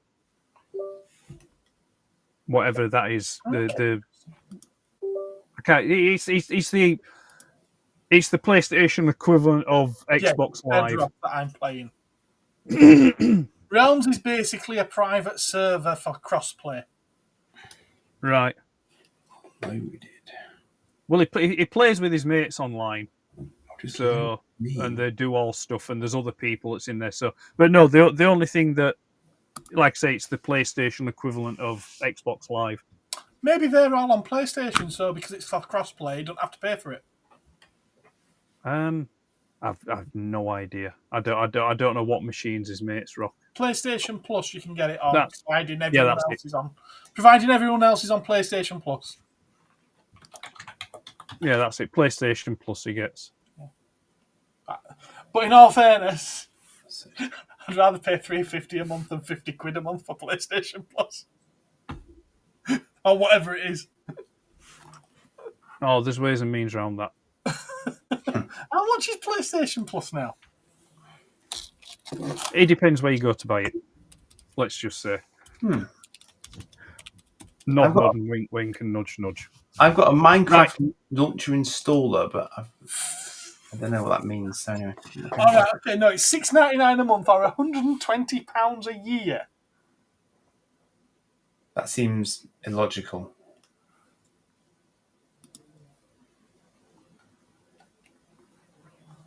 There you go. Dave's telling you, £60 a month. £60 a year. Okay, well, that as well. I'd have to be playing a lot more than Minecraft for that. I know I had it and I cancelled it because I didn't like the price. And I weren't playing either, so... Right, anyway, I'm going, chaps. So good night. Good night. All the best. Take care. See you when we see you. Peace out. We're all going. Let's bring up.